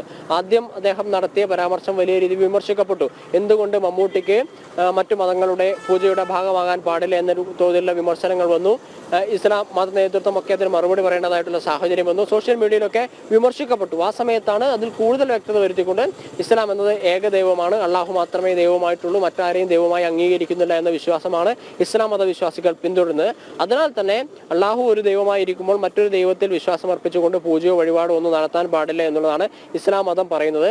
ആ മതം അനുസരിച്ച് എല്ലാവരും ജീവിക്കാൻ, ഇസ്ലാം മത വിശ്വാസികളായിട്ടുള്ള ആളുകൾ ആ വിശ്വാസം മുറുകെ പിടിച്ച് ജീവിക്കാൻ ബാധ്യസ്ഥരാണ് എന്നൊരു പരാമർശമാണ് അദ്ദേഹം നടത്തിയിട്ടുള്ളത്. ഫേസ്ബുക്കിൽ കൂടിയാണ് രണ്ടാമതും ആ വിഷയത്തിൽ വ്യക്തത വരുത്തിക്കൊണ്ട് നാസർ ഫൈസി കൂടത്തായി രംഗത്ത് വന്നിട്ടുള്ളത്. അതെന്തായാലും വീണ്ടും വിമർശിക്കപ്പെടുന്നുണ്ട്. ആദ്യഘട്ടത്തിൽ ഒ അബ്ദുള്ളയും പിന്നീട് നാസർ ഫൈസി കൂടത്തായും ആദ്യഘട്ടത്തിൽ നടത്തിയ പ്രതികരണങ്ങൾ വിമർശിക്കപ്പെട്ടതുപോലെ തന്നെ ഈ വിഷയം വിമർശിക്കപ്പെടുന്നുണ്ട്. മമ്മൂട്ടി അറിഞ്ഞുകൊണ്ട് പൂജ നടത്തിയാൽ എന്താണ് പ്രശ്നം, അല്ലെങ്കിൽ വഴിപാട് നടത്തിയാൽ എന്താണ് പ്രശ്നം എന്ന രീതിയിൽ പൊതുസമൂഹത്തിൽ നിന്ന് വിമർശനം ഉയർന്നു വരുന്ന ഒരു കാഴ്ചയും കാണാൻ വേണ്ടി സാധിക്കുന്നുണ്ട്. എന്തായാലും നാസർ ഫൈസി കൂടത്തായുടെ വിമർശനങ്ങൾ കൂടുതൽ വിവാദമാവുകയും അല്ലെങ്കിൽ വിമർശിക്കപ്പെടുകയും ചെയ്യുന്ന ഒരു സാഹചര്യത്തിൽ കൂടിയാണ് ഇപ്പോൾ കാര്യങ്ങൾ കടന്നുപോയിക്കൊണ്ടിരിക്കുന്നത്. വിനോദ്, തീർച്ചയായും മമ്മൂട്ടിയുടെ പേരിൽ ശബരിമലയിൽ മോഹൻലാൽ വഴിപാട് നടത്തിയതാണ് ഇപ്പോൾ വിവാദമായിട്ടുള്ളത്. മമ്മൂട്ടിയുടെ ആവശ്യപ്രകാരമാണ് ഇത്തരം ഒരു വഴിപാട് നടത്തിയതെങ്കിൽ അത് ഇസ്ലാം മതവിരുദ്ധമാണ് എന്ന് സമസ്തയുടെ നേതാവ് പറയുന്നു. അദ്ദേഹം ഇപ്പോഴും ആ നിലപാടിൽ ഉറച്ചു നിൽക്കുകയാണ്. വിവരങ്ങൾ നൽകുകയായിരുന്നു ഗോകുൽ കെ വേണുഗോപാൽ.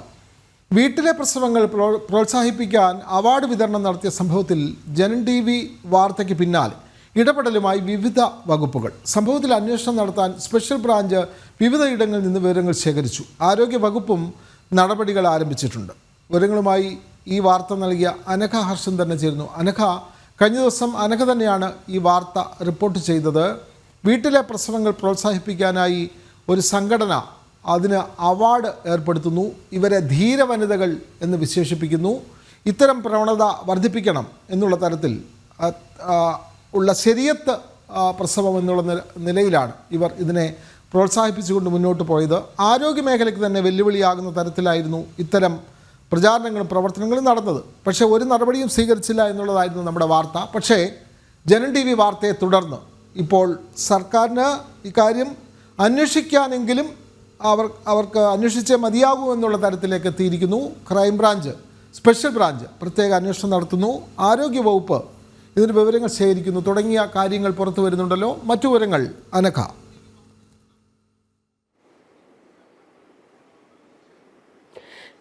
വിനോദ്, കൃത്യമായി തന്നെ ഈ കാര്യം സമൂഹത്തിൽ ഒളിഞ്ഞു നടന്നുകൊണ്ടിരിക്കുന്ന ഈ വീട്ടിലെ പ്രസവം പ്രോത്സാഹിപ്പിക്കുന്നതിന് ഒരു വിഭാഗം ഇവിടെ അവരുടെ അജണ്ട അതിലൂടെ നടപ്പാക്കുന്നു എന്നതടക്കമുള്ള കാര്യങ്ങൾ പുറം ലോകത്തേക്ക് എത്തിച്ചത് ജനൻ TV ആയിരുന്നു. നമ്മുടെ വാർത്തയ്ക്ക് പിന്നാലെ നമ്മുടെ നിരന്തരമുള്ള ചോദ്യങ്ങൾക്കൊടുവിലാണ് ആദ്യം നമ്മൾ കോഴിക്കോട് DMOയായി ബന്ധപ്പെട്ടു.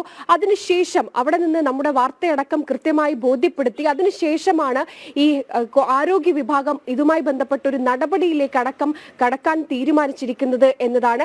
കൃത്യമായി തന്നെ കോഴിക്കോട് മലപ്പുറം ഭാഗങ്ങളിൽ ഇത്തരത്തിൽ വീട്ടിലെ പ്രസവങ്ങൾ അത് പ്രോത്സാഹിപ്പിക്കപ്പെടുന്നുണ്ട് എന്ന് ഈ ഹെൽത്ത് അഡീഷണൽ ഡയറക്ടർ തന്നെ നമ്മുമായി നടത്തിയ സംഭാഷണത്തിൽ അവർ സമ്മതിക്കുന്നുണ്ട്. മാത്രമല്ല വീട്ടിലെ പ്രസവം അത് ഏറ്റവും അധികം നടക്കുന്നത് മലപ്പുറത്താണ് എന്ന് കണ്ടെത്തുകയും ചെയ്തിട്ടുണ്ടെന്ന് ആരോഗ്യ വിഭാഗം നടത്തിയ സർവേയിൽ അത് തെളിയിക്കപ്പെടുകയും ചെയ്തിട്ടുണ്ട് എന്നുകൂടി അവർ പറയുന്നുണ്ട്.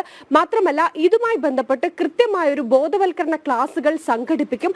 മാത്രമല്ല സ്കൂൾ തലത്തിൽ കൂടി ഇതുമായി ബന്ധപ്പെട്ട കുട്ടികൾക്ക് ബോധവൽക്കരണ ക്ലാസ് നടത്തുന്നതടക്കമുള്ള കൃത്യമായ നടപടികൾ ഉണ്ടാകും എന്നാണ് ഹെൽത്ത് അഡീഷണൽ ഡയറക്ടർ പറഞ്ഞിരിക്കുന്നത്. ഇതുമായി ബന്ധപ്പെട്ട് കൃത്യമായി അക്കുഷ് എന്ന് പറയുന്ന ഒരു സംഘടന, ആ സംഘടന ഇത്തരത്തിൽ വീട്ടിലെ ഈ ശരീഅത്ത് നിയമം അനുസരിച്ച് വീട്ടിൽ പ്രസവിക്കുന്ന സ്ത്രീകൾക്ക് അവാർഡ് വിതരണം നടത്തി. ആ അവാർഡ് വിതരണം നടത്തുന്നതിന്റെ ചടങ്ങുകളടക്കം സമൂഹ മാധ്യമങ്ങളിൽ വലിയ രീതിയിൽ പ്രചരിച്ചു. മാത്രമല്ല ഈ കേരളത്തിലെ എല്ലാ ജില്ലകളിൽ നിന്നുമുള്ള സ്ത്രീകൾ ആ കൂട്ടായ്മയിൽ അവിടെ എത്തിയിരുന്നു എന്നതാണ് വസ്തുത. അതായത് ഈ അക്കുഷ് എന്ന് പറയുന്ന ആ ഒരു കൂട്ടായ്മ വാട്സപ്പ് വഴി ഇത്തരത്തിലുള്ള ഈ വീട്ടിലെ പ്രസവത്തിന് വലിയ രീതിയിലുള്ള പിന്തുണയും പ്രോത്സാഹനവും നൽകുന്നുണ്ട്. അതിന്റെ ഭാഗമായിട്ടാണ് അവർ അതിനു വേണ്ടി ഒരു അവാർഡ് ദാന ചടങ്ങ് നടത്തിയത്. ഈ അവാർഡ് ദാന ചടങ്ങിലെത്തിയ ഈ സ്ത്രീകളടക്കം മുഖം മറച്ച് കൃത്യമായി അവരുടെ ഐഡന്റിറ്റി പോലും മറച്ചു വെക്കുന്ന രീതിയിലേക്ക്, അതുപോലും അവർക്ക് പുറത്തേക്ക് പ്രകടിപ്പിക്കാൻ കഴിയാത്ത രീതിയിലുള്ള സ്ത്രീകളായിരുന്നു അവിടെ എത്തിയിരുന്നത്. അവർ ആ വേദിയിൽ വെച്ച് ഇത്തരത്തിലുള്ള ഇനിയും സ്ത്രീകൾ ഇതിലേക്ക് മുന്നോട്ട് വരണം, ഇത്തരത്തിൽ വീട്ടിൽ പ്രസവിക്കുന്ന സ്ത്രീകൾ അവർ ധീരരാണ് എന്നതടക്കമുള്ള കാര്യങ്ങൾ പറഞ്ഞുകൊണ്ടായിരുന്നു ആ അവാർഡ് വിതരണ ചടങ്ങ് നടത്തിയിരുന്നത്. ഇതുമായി ബന്ധപ്പെട്ടാണ് ഇപ്പോൾ ഈ ആരോഗ്യ വിഭാഗം ഇതിലേക്ക് കൃത്യമായ ഒരു നടപടി സ്വീകരിക്കും എന്ന് പറയുന്നത്. കൃത്യമായ ബോധവൽക്കരണ ക്ലാസുകൾ നടത്തും, അത് സ്കൂൾ തലത്തിൽ തന്നെ തുടങ്ങും എന്ന് കൂടി അവർ പറയുന്നുണ്ട്. മറ്റൊന്ന്, ഈ അക്കുഷ് എന്ന സംഘടനയുമായി ബന്ധപ്പെട്ട് അല്ലെങ്കിൽ ആ കൂട്ടായ്മയുടെ ഉദ്ദേശം എന്താണ്, ഇവർക്ക് എവിടെ നിന്നാണ് ഫണ്ട് ലഭിക്കുന്നത്, എന്താണ് ഇതിലൂടെ ഇവർ നടപ്പിലാക്കാൻ ശ്രമിക്കുന്നത് എന്നതടക്കമുള്ള കാര്യങ്ങൾ ചൂണ്ടിക്കാണിച്ചുകൊണ്ട് ഈ സ്പെഷ്യൽ ബ്രാഞ്ച് ഇതുമായി ബന്ധപ്പെട്ട് കൃത്യമായി പലയിടങ്ങളിൽ നിന്നും വിവരങ്ങൾ ശേഖരിച്ചിട്ടുണ്ട്. കൃത്യമായി എന്താണ് ഇവരുടെ ഉദ്ദേശം എന്നതടക്കമുള്ള കാര്യങ്ങളിലേക്കായിരിക്കും ഇനി അന്വേഷണം പോവുക. എന്തായാലും ഈ വിഷയത്തിൽ കൃത്യമായ ഒരു ഇടപെടൽ ഈ സ്പെഷ്യൽ ബ്രാഞ്ചിന്റെ ഭാഗത്ത് നിന്ന് ഉണ്ടാകും എന്നാണ് മനസ്സിലാക്കുന്നത്. എന്തായാലും ഏറ്റവും അല്പം വൈകിയാണെങ്കിൽ പോലും ആരോഗ്യ വകുപ്പിന്റെ ഭാഗത്ത് നിന്ന് ചെറിയൊരു രീതിയിലുള്ള ഒരു ഇടപെടലെങ്കിലും ഉണ്ടായിട്ടുണ്ട് എന്നതാണ്. ഇവർ ബോധവൽക്കരണ ക്ലാസുകൾ നൽകും എന്ന് ആരോഗ്യ വകുപ്പ് പറയുമ്പോഴും കൃത്യമായി ഈ വീട്ടിലെ പ്രസവത്തിലേക്ക് അടക്കം പോകുന്നത് ഏതെങ്കിലും തരത്തിൽ നിരക്ഷരരായതോ അല്ലെങ്കിൽ ഏതെങ്കിലും തരത്തിൽ സമൂഹത്തിൽ പിന്നോക്കം നിൽക്കുന്നവരോ എന്നുള്ളതല്ല. ഇവർ കൃത്യമായി എഞ്ചിനീയറും അധ്യാപകരും അടങ്ങുന്ന അങ്ങനെ എല്ലാ രീതിയിലും എഡ്യൂക്കേഷൻ ലഭിച്ച ആളുകൾ പോലും ഇതിൽ വീട്ടിലെ പ്രസവം പ്രോത്സാഹിപ്പിക്കുന്നുണ്ട്. നമ്മുടെ ആരോഗ്യ സംവിധാനത്തെ പോലും തകിടം മറിക്കുന്ന ഒരു ബദൽ സംവിധാനത്തെ കൊണ്ടുവരാനുള്ള ഒരു നീക്കം, ഒരു അജണ്ട ഉണ്ടാകുന്നുണ്ട് എന്നതാണ് വിനോദ്. മറ്റൊന്ന്, ഇതിന് പിന്നിൽ ഈ ശരീഅത്ത് നിയമങ്ങൾ ഓരോന്നും നടപ്പിലാക്കാനുള്ളൊരു തന്ത്രം, അതിന്റെ ആദ്യപടിയാണ് ഇത്തരത്തിൽ വീട്ടിലെ പ്രസവം പ്രോത്സാഹിപ്പിക്കുന്നു, അതിനുശേഷം മതനിയമങ്ങൾ അടിച്ചേൽപ്പിക്കാനുള്ള മറ്റൊരു അജണ്ട കൊണ്ടുവരുന്നു. അങ്ങനെ ഇതിന് പിന്നിൽ വലിയൊരു ഗൂഢാലോചന അല്ലെങ്കിൽ ഒരു അജണ്ട മറ്റാരോ സെറ്റ് ചെയ്തിട്ടുണ്ട്. അത് നടപ്പിലാക്കാനുള്ള ഒരു നീക്കത്തിന്റെ ഭാഗമാണ് ഇത് എന്നതടക്കമുള്ള വിമർശനങ്ങൾ, ആരോപണങ്ങളൊക്കെ തന്നെ ഇതുമായി ബന്ധപ്പെട്ട് ഉയരുന്നുണ്ട്. എന്തായാലും ഏറ്റവും ഒടുവിൽ ജനം TV വാർത്തയ്ക്ക് ശേഷമാണ് ആരോഗ്യ വകുപ്പ് ഈ വിഷയത്തിൽ ഒരു ചെറുവിരലെങ്കിലും അനക്കാനുള്ള ഒരു നീക്കം ഉണ്ടാകുന്നത്. വിനോദ്, തീർച്ചയായും വീട്ടിലെ പ്രസവം വർദ്ധിക്കുന്നു അല്ലെങ്കിൽ വർദ്ധിപ്പിക്കാനുള്ള പ്രചാരണം ശക്തമാകുന്നു. ഇത്തരം ആളുകൾക്ക് അവാർഡ് ഏർപ്പെടുത്തുന്ന അക്കുഷ് എന്ന സംഘടനയെ പറ്റിയുള്ള വാർത്തയാണ് കോഴിക്കോട് ബ്യൂറോയിൽ നിന്നും അനഘ ഹർഷൻ റിപ്പോർട്ട് ചെയ്തത്. ഈ വാർത്തയുടെ അടിസ്ഥാനത്തിൽ ഈ സംഘടനയെ പറ്റിയുള്ള അന്വേഷണം നടക്കുന്നു. ആരോഗ്യവകുപ്പും സ്പെഷ്യൽ ബ്രാഞ്ചും ഇതിന്മേലുള്ള വിവരങ്ങൾ ശേഖരിക്കുന്നു തുടങ്ങിയ തുടർ വാർത്തയാണ് അനഘ ഹർഷൻ പങ്കുവച്ചത്. സാമ്പത്തിക പ്രതിസന്ധി അതിരൂക്ഷമായതോടെ തൽക്കാലം കേന്ദ്ര സർക്കാരുമായി കലഹത്തിന് പോവേണ്ട എന്ന നിലപാടുമായി സംസ്ഥാന സർക്കാർ. പ്രതിസന്ധിയിൽ കേന്ദ്ര സഹായമില്ലാതെ മുന്നോട്ട് പോകാൻ കഴിയാത്ത അവസ്ഥയാണിപ്പോൾ. കേന്ദ്രവുമായി ഭരണപരമായ കാര്യങ്ങളിൽ നയപരമായാണ് മുന്നോട്ട് പോകുന്നതെന്ന ധനമന്ത്രി KN ബാലഗോപാലിൻ്റെ വാക്കുകളിൽ ഇത് വ്യക്തമാണ്. തുടർച്ചയായി ലഭിച്ച കേന്ദ്ര സഹായമാണ് ധനവകുപ്പിന് ഇപ്പോൾ ആശ്വാസമായത്. വിവരങ്ങളുമായി പ്രജിത്ത് മോഹൻ ചെയ്യുന്നു. പ്രജിത്ത്, തൽക്കാലം കേന്ദ്രവുമായി ഏറ്റുമുട്ടേണ്ടതില്ല എന്ന നിലപാടിലേക്ക് സംസ്ഥാന ധനകാര്യ വകുപ്പ് എത്തുന്നു.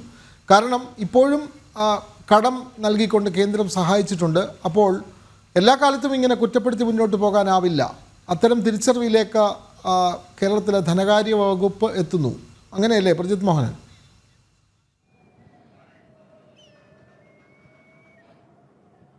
വിനോദ്, നേരത്തെ ഈ കടമെടുപ്പുമായി ബന്ധപ്പെട്ട് വലിയ പരാതികളൊക്കെ ഉയർത്തിയിരുന്ന ധനമന്ത്രിയൊക്കെ ഇപ്പോൾ നിലപാടുകൾ മാറ്റിയിട്ടുണ്ട് എന്നുള്ളതാണ് യാഥാർത്ഥ്യം. കാരണം 37,512 കോടി രൂപയാണ് ആദ്യഘട്ടത്തിൽ ഈ സാമ്പത്തിക വർഷം ഇപ്പോൾ അവസാനിക്കാൻ പോകുന്ന 3 ദിവസം മാത്രം ബാക്കിയുള്ള സാമ്പത്തിക വർഷത്തിൽ കേരളത്തിനായി അനുവദിച്ചിരുന്നത്. എന്നാൽ പിന്നീട് സംസ്ഥാനത്തെ ഗുരുതരമായ സാമ്പത്തിക സാഹചര്യം കണക്കിലെടുത്ത് 48,000 കോടി വരെയാണ് ഇപ്പോൾ ഈ സാമ്പത്തിക വർഷം കടമെടുക്കാൻ കേന്ദ്രം കേരളത്തെ അനുവദിച്ചിട്ടുള്ളത്. കേരളം പ്രതീക്ഷിച്ചതിലും വലിയ സഹായമായിരുന്നു എന്നുള്ളത് നമ്മൾ മനസ്സിലാക്കേണ്ടതുണ്ട്. ഇതിനിടയിൽ സംസ്ഥാനത്തിൻ്റെ സാമ്പത്തിക മിസ്മാനേജ്മെന്റിനെ പറ്റി സുപ്രീം കോടതി വരെ വിമർശനങ്ങളൊക്കെ ഉന്നയിച്ചിരുന്നു. പക്ഷേ ഒടുവിൽ കേന്ദ്ര ധനകാര്യമന്ത്രിയുമായി ഡൽഹിയിൽ നടത്തിയ കൂടിക്കാഴ്ചയ്ക്ക് ശേഷം കേരളത്തിന് കൂടുതൽ വായ്പ എടുക്കാനൊക്കെയുള്ള അനുമതി ലഭിച്ചത് ഒരു വലിയ സഹായമായി എന്നുള്ളതാണ് യാഥാർത്ഥ്യം. കാരണം ഇല്ലായെങ്കിൽ ഒരുപക്ഷെ ഈ സാമ്പത്തിക വർഷാവസാനത്തോടെ ട്രഷറി വീണ്ടും വലിയ ഓവർ ഡ്രാഫ്റ്റിലേക്ക് പോവുകയും ശമ്പളവും പെൻഷനും കൊടുക്കാൻ കഴിയാത്ത സാഹചര്യത്തിലേക്ക് കാര്യങ്ങൾ പോവുകയും ചെയ്തിരുന്നു. എന്തായാലും ഇപ്പോൾ 12,000 കോടി രൂപയുടെ കടമെടുക്കാൻ അനുവദിച്ചതും പിന്നീട് 6,000 കോടി അധികമായി കടമെടുക്കാൻ അനുവദിച്ചതും എല്ലാം കൂടി ചേരുമ്പോൾ കേരളത്തിന് വലിയ സഹായം തന്നെയാണ് കേന്ദ്രത്തിൽ നിന്ന് കിട്ടിയിരിക്കുന്നത്. 25-ാം തീയതി 7,139 കോടി കൂടി കേരളം കടമെടുക്കുകയും ചെയ്തിരുന്നു. അപ്പോൾ ആ സഹായങ്ങൾക്കെല്ലാം ഒടുവിൽ സംസ്ഥാനത്ത് ഇപ്പോൾ ശമ്പളവും പെൻഷനും മുടങ്ങില്ല എന്നൊരവസ്ഥയിലേക്ക് കാര്യങ്ങൾ എത്തിച്ചേർന്നിട്ടുണ്ട്. അതുകൊണ്ട് തന്നെ ഇനി കേന്ദ്രവുമായി കൂടുതൽ ഒരു ഉടക്കിലേക്കോ പ്രതിഷേധത്തിലേക്കോ എതിർപ്പിലേക്കോ പോകണ്ട എന്നുള്ളതാണ് കേരളം വിലയിരുത്തുന്നത്. പ്രത്യേകിച്ച് സംസ്ഥാനം കേന്ദ്രം പറയുന്ന രീതിയിൽ കാര്യങ്ങൾ മുന്നോട്ട് കൊണ്ടുപോവുകയാണെങ്കിൽ വലിയ സാമ്പത്തിക പ്രതിസന്ധി ഇല്ലാതെ സംസ്ഥാനത്തിന് മുന്നോട്ട് പോകാൻ കഴിയുമെന്ന് സംസ്ഥാനത്തെ സർക്കാരിനും ധനവകുപ്പിനും ഒക്കെ അറിയാം. അതുകൊണ്ട് തന്നെയാണ് ഈ ഒരു നേരത്തെ പറഞ്ഞ കാര്യങ്ങളിൽ നിന്നൊക്കെയുള്ളൊരു മാറ്റമെന്ന് നമ്മൾ എടുത്തു പറയേണ്ടതുണ്ട്. പ്രത്യേകിച്ച് ഈ നയപരമായ കാര്യങ്ങളിൽ കേന്ദ്രവുമായി സഹകരിച്ച് മുന്നോട്ട് പോകുമെന്ന് സംസ്ഥാന ധനകാര്യ വകുപ്പ് മന്ത്രി കെ എൻ ബാലഗോപാൽ തന്നെ പറയുന്നതും ഈ ഒരു നയത്തിൻ്റെ ഭാഗമായിട്ടാണ്. ഇത്രയും കാലം കേന്ദ്രവുമായി ഉടക്കുന്നതിന് പകരം കേന്ദ്രവുമായി സഹകരിച്ച് പ്രവർത്തിക്കുകയാണെങ്കിൽ, കേന്ദ്രം ആവശ്യപ്പെടുന്ന രീതിയിലുള്ള കണക്കുകൾ കൃത്യമായി നൽകുകയാണെങ്കിൽ സാമ്പത്തിക കാര്യങ്ങളിൽ പ്രത്യേകിച്ച് നേരത്തെ ഈ കടമെടുക്കാനൊക്കെയുള്ള കാര്യങ്ങളിൽ കേന്ദ്രത്തെ ബോധിപ്പിക്കേണ്ട കാര്യങ്ങൾ ബോധിപ്പിക്കുന്നതുമായി ബന്ധപ്പെട്ട് വലിയ വീഴ്ചകൾ സംസ്ഥാനം വരുത്തി എന്നുള്ളതൊരു യാഥാർത്ഥ്യമാണ്. ഇപ്പോൾ ഈ പങ്കാളിത്ത പെൻഷൻ പദ്ധതിയുമായി മുന്നോട്ട് പോകുന്നതിൽ ഒപ്പം KSEBയുടെ ചില കുടിശ്ശികകൾ ഏറ്റെടുക്കുന്നതിൽ പെൻഷൻ പ്രായം ഒരു വയസ്സ് കൂടി അല്ലെങ്കിൽ ആ ഒരു സർക്കാർ ജീവനക്കാരുടെ പെൻഷൻ പ്രായം അടക്കമുള്ള കാര്യങ്ങളിൽ നയപരമായ തീരുമാനങ്ങൾ എടുത്ത് അത് കേന്ദ്രത്തെ ബോധ്യപ്പെടുത്താൻ കഴിഞ്ഞതുകൊണ്ട് തന്നെയാണ് ഇപ്പോൾ ഈ കടമെടുക്കാനുള്ള അനുമതിയും കിട്ടിയിരിക്കുന്നത്. അത് സംസ്ഥാനത്ത് വലിയൊരു സാമ്പത്തിക ദുരന്തത്തിലേക്ക് പോകുമായിരുന്ന സംസ്ഥാനത്തെ കേന്ദ്രത്തിൻ്റെ ആ നിർണായക തീരുമാനം സഹായിച്ചു എന്നുള്ളതാണ് യാഥാർത്ഥ്യം. എന്തായാലും അതുകൊണ്ട് തന്നെ ഇനി കേന്ദ്രവുമായി വലിയ ഉടക്കിലേക്കൊന്നും സംസ്ഥാനത്തെ ധനകാര്യ വകുപ്പ് പോകാനുള്ള സാധ്യതയില്ല. ഈ ഭരണപരമായ കാര്യങ്ങൾ കേന്ദ്രവുമായി യോജിച്ച് തന്നെയാണ് മുന്നോട്ട് പോകുന്നതെന്ന് സംസ്ഥാന ധനകാര്യ വകുപ്പ് മന്ത്രിയും വ്യക്തമാക്കുന്നു. വിനോദ്, തീർച്ചയായും കേന്ദ്രവുമായി അത്തരത്തിൽ ഒരു ഏറ്റുമുട്ടലിലേക്ക് പോകേണ്ടതില്ല എന്നാണ് സംസ്ഥാന ധനകാര്യ വകുപ്പിൻ്റെ പുതിയ സമീപനം. കാരണം എല്ലാ കാലത്തും അങ്ങനെ കുറ്റപ്പെടുത്തിയാൽ കേന്ദ്രത്തിൽ നിന്നും ഇപ്പോൾ ലഭിക്കുന്ന സഹായങ്ങൾ ഇല്ലാതാകും എന്നുള്ള തിരിച്ചറിവാണ് സംസ്ഥാന ധനകാര്യ വകുപ്പിന് ഉണ്ടാകുന്നത്. അതുകൊണ്ട് അത്തരം ഒരു ഏറ്റുമുട്ടലിലേക്ക് പോകേണ്ടതില്ല എന്നുള്ള നിലയിലാണ് കേന്ദ്ര അല്ലെങ്കിൽ സംസ്ഥാന ധനമന്ത്രിയുടെ പ്രതികരണം. വിവരങ്ങൾ നൽകുകയായിരുന്നു പ്രജിത് മോഹനൻ. മുൻ മുഖ്യമന്ത്രി VS അച്യുതാനന്ദൻ്റെ പഴയ പേഴ്സണൽ സ്റ്റാഫിന് ശമ്പള പരിഷ്കരണ കുടിശ്ശിക നൽകി തീർത്ത് സർക്കാർ. ഭരണപരിഷ്കാര കമ്മീഷൻ ചെയർമാനായിരുന്നപ്പോഴാണ് തുക അനുവദിച്ചത്. ട്രഷറി നിയന്ത്രണത്തിൽ ഇളവ് അനുവദിച്ചാണ് രാഷ്ട്രീയ നിയമനത്തിലൂടെ എത്തിയ ഇഷ്ടക്കാർക്ക് പണം നൽകുന്നത്. സർക്കാർ ജീവനക്കാരുടെ ശമ്പള പരിഷ്കരണ കുടിശ്ശികയിൽ മൗനം തുടരുന്നതിനിടെയാണ് സർക്കാരിൻ്റെ ഈ നടപടി. പ്രജിത് മോഹൻ ചേരുന്നു. പ്രജിത്ത്, നമുക്കറിയാം ഭരണപരിഷ്കരണ കമ്മീഷൻ ചെയർമാൻ, ആ പദവിയിലുള്ളത് VS അച്യുതാനന്ദനാണ്. പക്ഷേ അദ്ദേഹം പ്രായാധിക്യത്താൽ വിശ്രമ ജീവിതം നയിക്കുന്നു. പക്ഷേ ആ പദവിയിലേക്ക് മറ്റാരെയും നിയോഗിച്ചിട്ടുമില്ല. അപ്പോൾ ആ വകുപ്പിലുള്ള അല്ലെങ്കിൽ ആ വിഭാഗത്തിലുള്ള രാഷ്ട്രീയ നിയമനത്തിൽപ്പെട്ടവർക്കല്ലേ ഇപ്പോൾ ആനുകൂല്യങ്ങൾ അല്ലെങ്കിൽ ലഭിക്കാതിരുന്ന ശമ്പള പരിഷ്കരണം അത് ഇപ്പോൾ നടപ്പാക്കുന്നത്? പ്രജിത്ത്,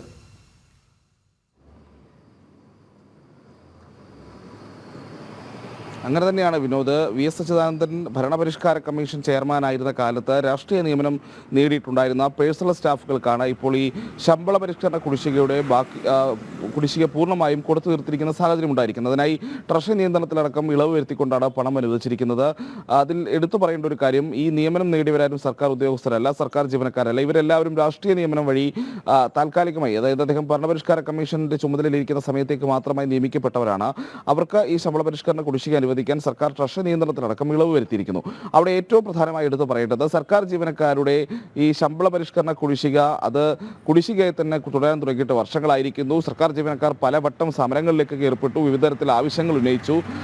നൽകുമെന്നുള്ള പ്രഖ്യാപനങ്ങൾ കഴിഞ്ഞ ധനമന്ത്രിയും ഇപ്പോഴത്തെ ധനമന്ത്രിയും എല്ലാം ആവർത്തിച്ച് നടത്തി. ഈ 4 ഗഡുക്കളായി നൽകുമെന്നുള്ള പ്രഖ്യാപനം വന്നു. അത് ഇതുവരെയും പ്രാവർത്തികമായിട്ടില്ല എന്നുള്ളൊരു പ്രശ്നം നിലനിൽക്കുന്നുണ്ട്. കഴിഞ്ഞ തവണയും ഉത്തരവുകളൊക്കെ ഇറങ്ങിയതാണ് ഇത്ര ഒക്ടോബർ നവംബർ മാസങ്ങളിലുള്ളിൽ ഈ പൈസ കൊടുക്കുമെന്നുള്ളത്. എന്നാൽ അതിനുശേഷം പിന്നീട് ആ ഉത്തരവൊക്കെ കഴിഞ്ഞ ധനമന്ത്രിയുടെ കാലത്തിറങ്ങിയ ഉത്തരവൊക്കെ പുതിയ ധനമന്ത്രി വിഴുങ്ങുന്ന സാഹചര്യമുണ്ടായി.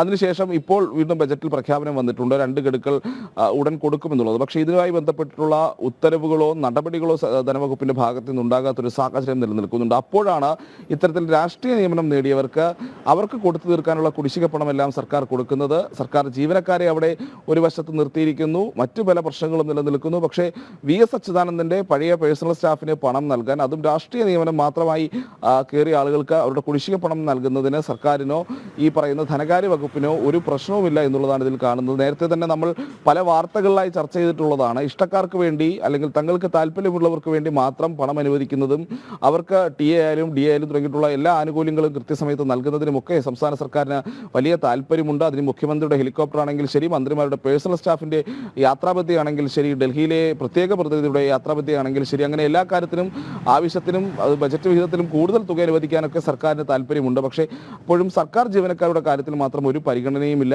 അതേസമയം രാഷ്ട്രീയ നിയമനം നേടിയ VS അച്യുതാനന്ദന്റെ പേഴ്സണൽ സ്റ്റാഫായിരുന്ന ആളുകൾക്ക് അവർക്ക് നൽകാനുള്ള ശമ്പള പരിഷ്കരണ കുടിശ്ശിക പൂർണ്ണമായും കൊടുത്തു തീർത്തിരിക്കുന്നു. വിനോദ്, തീർച്ചയായും രാഷ്ട്രീയ നിയമനങ്ങളിൽപ്പെട്ട, പ്രത്യേകിച്ചും ഭരണപരിഷ്കരണ കമ്മീഷനിൽ ഉൾപ്പെട്ട രാഷ്ട്രീയ നിയമനങ്ങളിൽ ഉള്ളവർക്ക് ശമ്പള പരിഷ്കരണ കുടിശ്ശിക സർക്കാർ കൊടുത്തു തീർക്കുകയാണ്. കടുത്ത സാമ്പത്തിക പ്രതിസന്ധി നിലനിൽക്കുമ്പോൾ തന്നെയാണ് ഇവർക്കുള്ള ശമ്പള കുടിശ്ശിക സർക്കാർ നൽകുന്നത്. വിവരങ്ങൾ നൽകുകയായിരുന്നു പ്രജിത് മോഹൻ.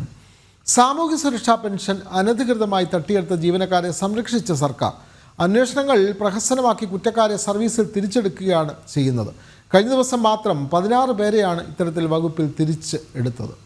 വിവരങ്ങളുമായി രശ്മി കാർത്തിക ചേരുന്നു. രശ്മി കാർത്തിക, ഈ സാമൂഹ്യക്ഷേമ പെൻഷൻ തട്ടിയെടുത്തവരെ അവരെ ശിക്ഷാ നടപടിയുടെ ഭാഗമായി സസ്പെൻഡ് ചെയ്ത് നിർത്തിയിരുന്നു. പക്ഷേ ഈ അന്വേഷണം പൂർത്തിയാകും മുമ്പ് ഇവരെ സർക്കാർ തിരിച്ചെടുക്കുകയാണ്. 16 പേർ ഇപ്പോൾ സർവീസിൽ തിരികെ എത്തിയിരിക്കുന്നു. കൂടുതൽ വിവരങ്ങൾ.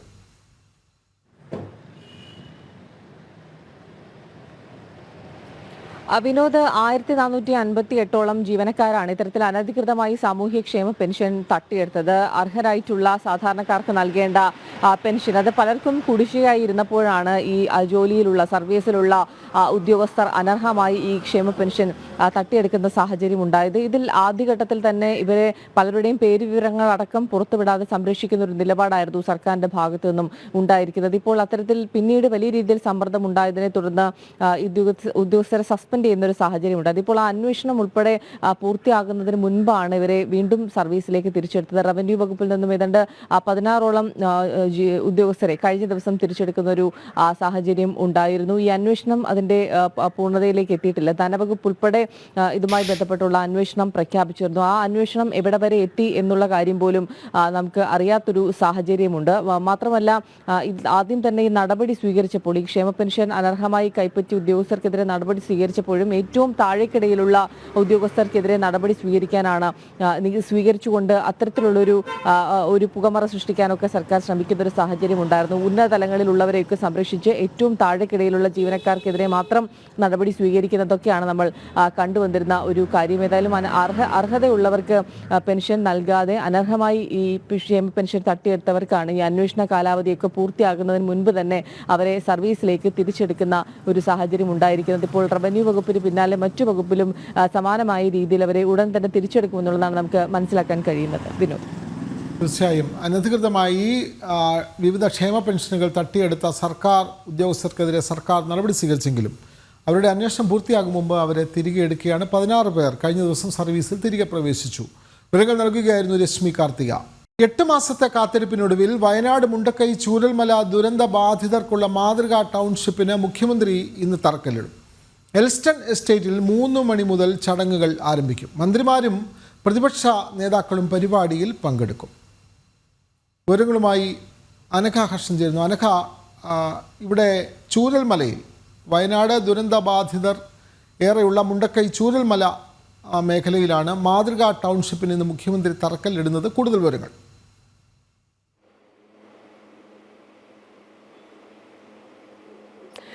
വിനോദ്, 8 മാസത്തെ കാത്തിരിപ്പിനൊടുവിലാണ് ആ ദുരന്തത്തിലെല്ലാം നഷ്ടപ്പെട്ടവരെ തേടി ഒരു ആശ്വാസ വാർത്ത വന്നിരിക്കുന്നത്. അവർക്ക് വീടൊരുങ്ങുകയാണ്.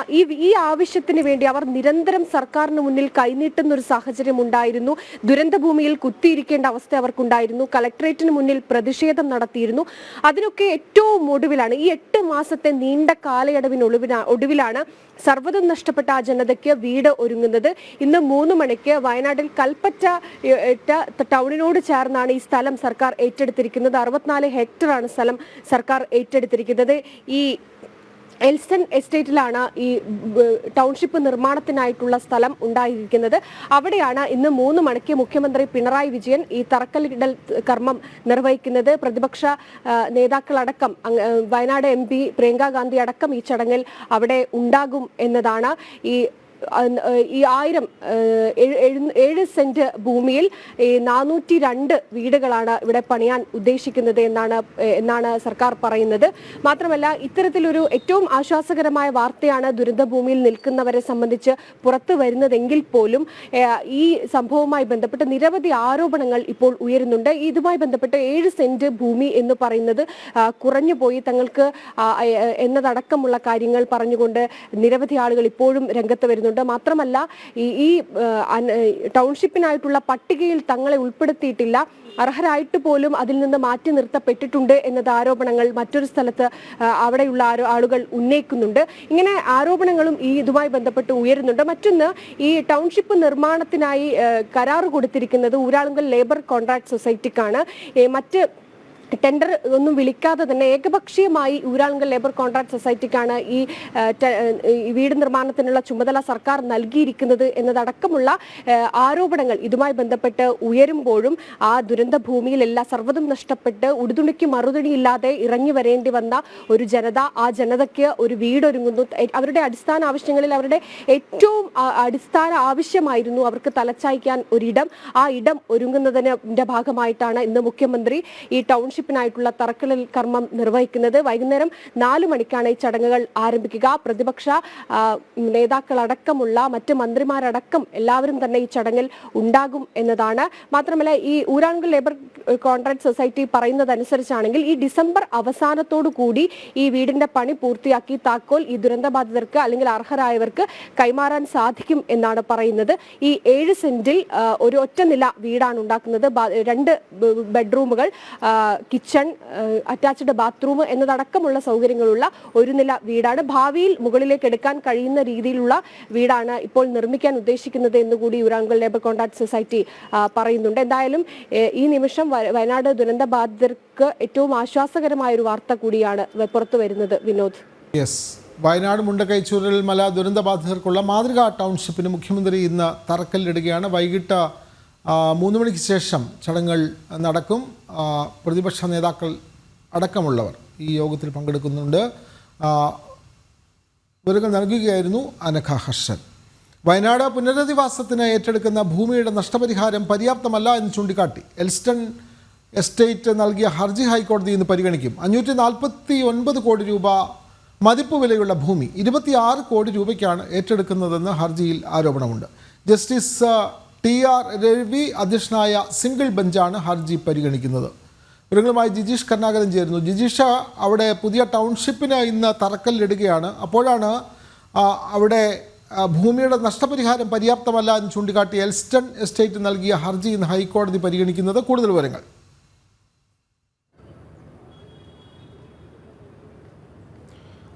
വിനോദ്, പ്രധാനമായും എസ്റ്റേറ്റ് ചൂണ്ടിക്കാണിക്കുന്നത്, എൽസ്റ്റൺ എസ്റ്റേറ്റ് ചൂണ്ടിക്കാണിക്കുന്നത് വിപണി വിലയുടെ ഒരു 5% മാത്രമാണ് സർക്കാർ കണക്കിലാക്കിയിട്ടുള്ളത്. അതായത് ലഭിക്കേണ്ട തുകയുടെ വളരെ കുറച്ച് മാത്രമാണ്. 549 കോടി രൂപ മതിപ്പ് വിലയുള്ള ഭൂമിയാണ് 26 കോടി രൂപ മാത്രം നൽകിക്കൊണ്ട് ഏറ്റെടുക്കുന്നത് എന്ന കാര്യമാണ് അവർ ചൂണ്ടിക്കാണിക്കുന്നത്. ഇതാണ് ജസ്റ്റിസ് TR രവി അധ്യക്ഷനായ സിംഗിൾ ബെഞ്ച് ഇന്ന് പരിഗണിക്കുന്നത്.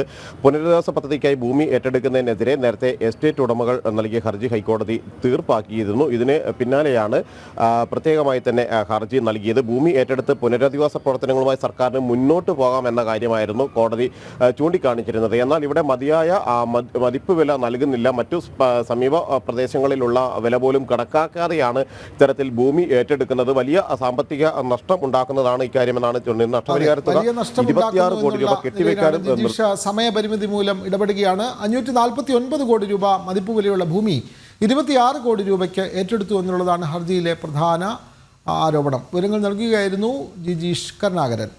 കാർഷിക പ്രതിസന്ധി പരിഹരിക്കാനായി കാർഷിക നവോത്ഥാന യാത്രയുമായി ഭാരതീയ കിസാൻ സംഘ് ഏപ്രിൽ 2-ന് കാസർഗോഡ് മഞ്ചേശ്വരത്ത് നിന്ന് ആരംഭിക്കുന്ന യാത്ര 28-ന് തിരുവനന്തപുരത്ത് സമാപിക്കും.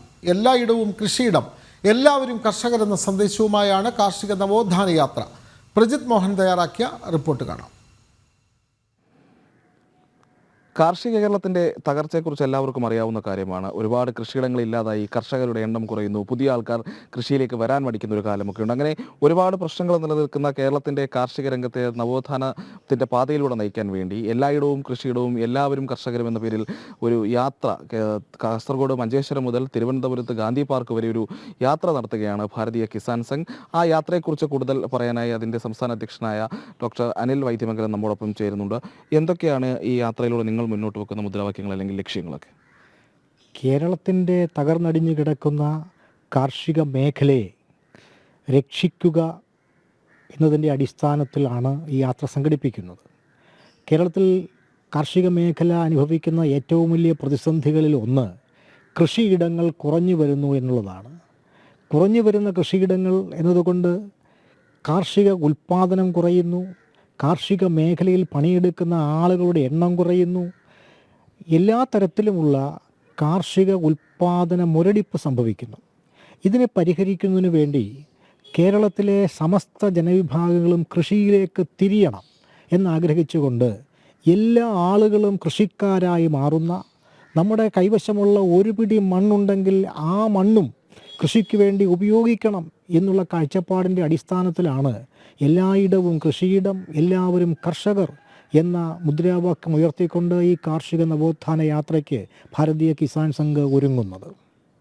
മറ്റൊരു കാര്യം ചോദിക്കാനുള്ളത്, ഇപ്പോൾ ഈ നെൽവയലുകളൊക്കെ കുറഞ്ഞുകൊണ്ടിരിക്കുന്ന കാലമാണ്. ഇപ്പോൾ ഈ നെൽവയൽ തണ്ണീർത്തട നിയമത്തിലൊക്കെ ഇളവ് വരുത്തി സംസ്ഥാന സർക്കാർ അതിന് ആക്കം കൂട്ടുന്ന ഒരു സാഹചര്യമുണ്ട്. അപ്പോൾ ഈ ഇടത്തിൽ ഈ കാർഷിക വൃത്തിയെ സംരക്ഷിക്കാനുള്ള നയങ്ങളിൽ നിന്ന് സംസ്ഥാന സർക്കാർ പിന്നോട്ട് പോകുന്നതിൽ നിങ്ങളുടെ ഒരു അഭിപ്രായം അല്ലെങ്കിൽ ഒരു നിലപാടുണ്ട്?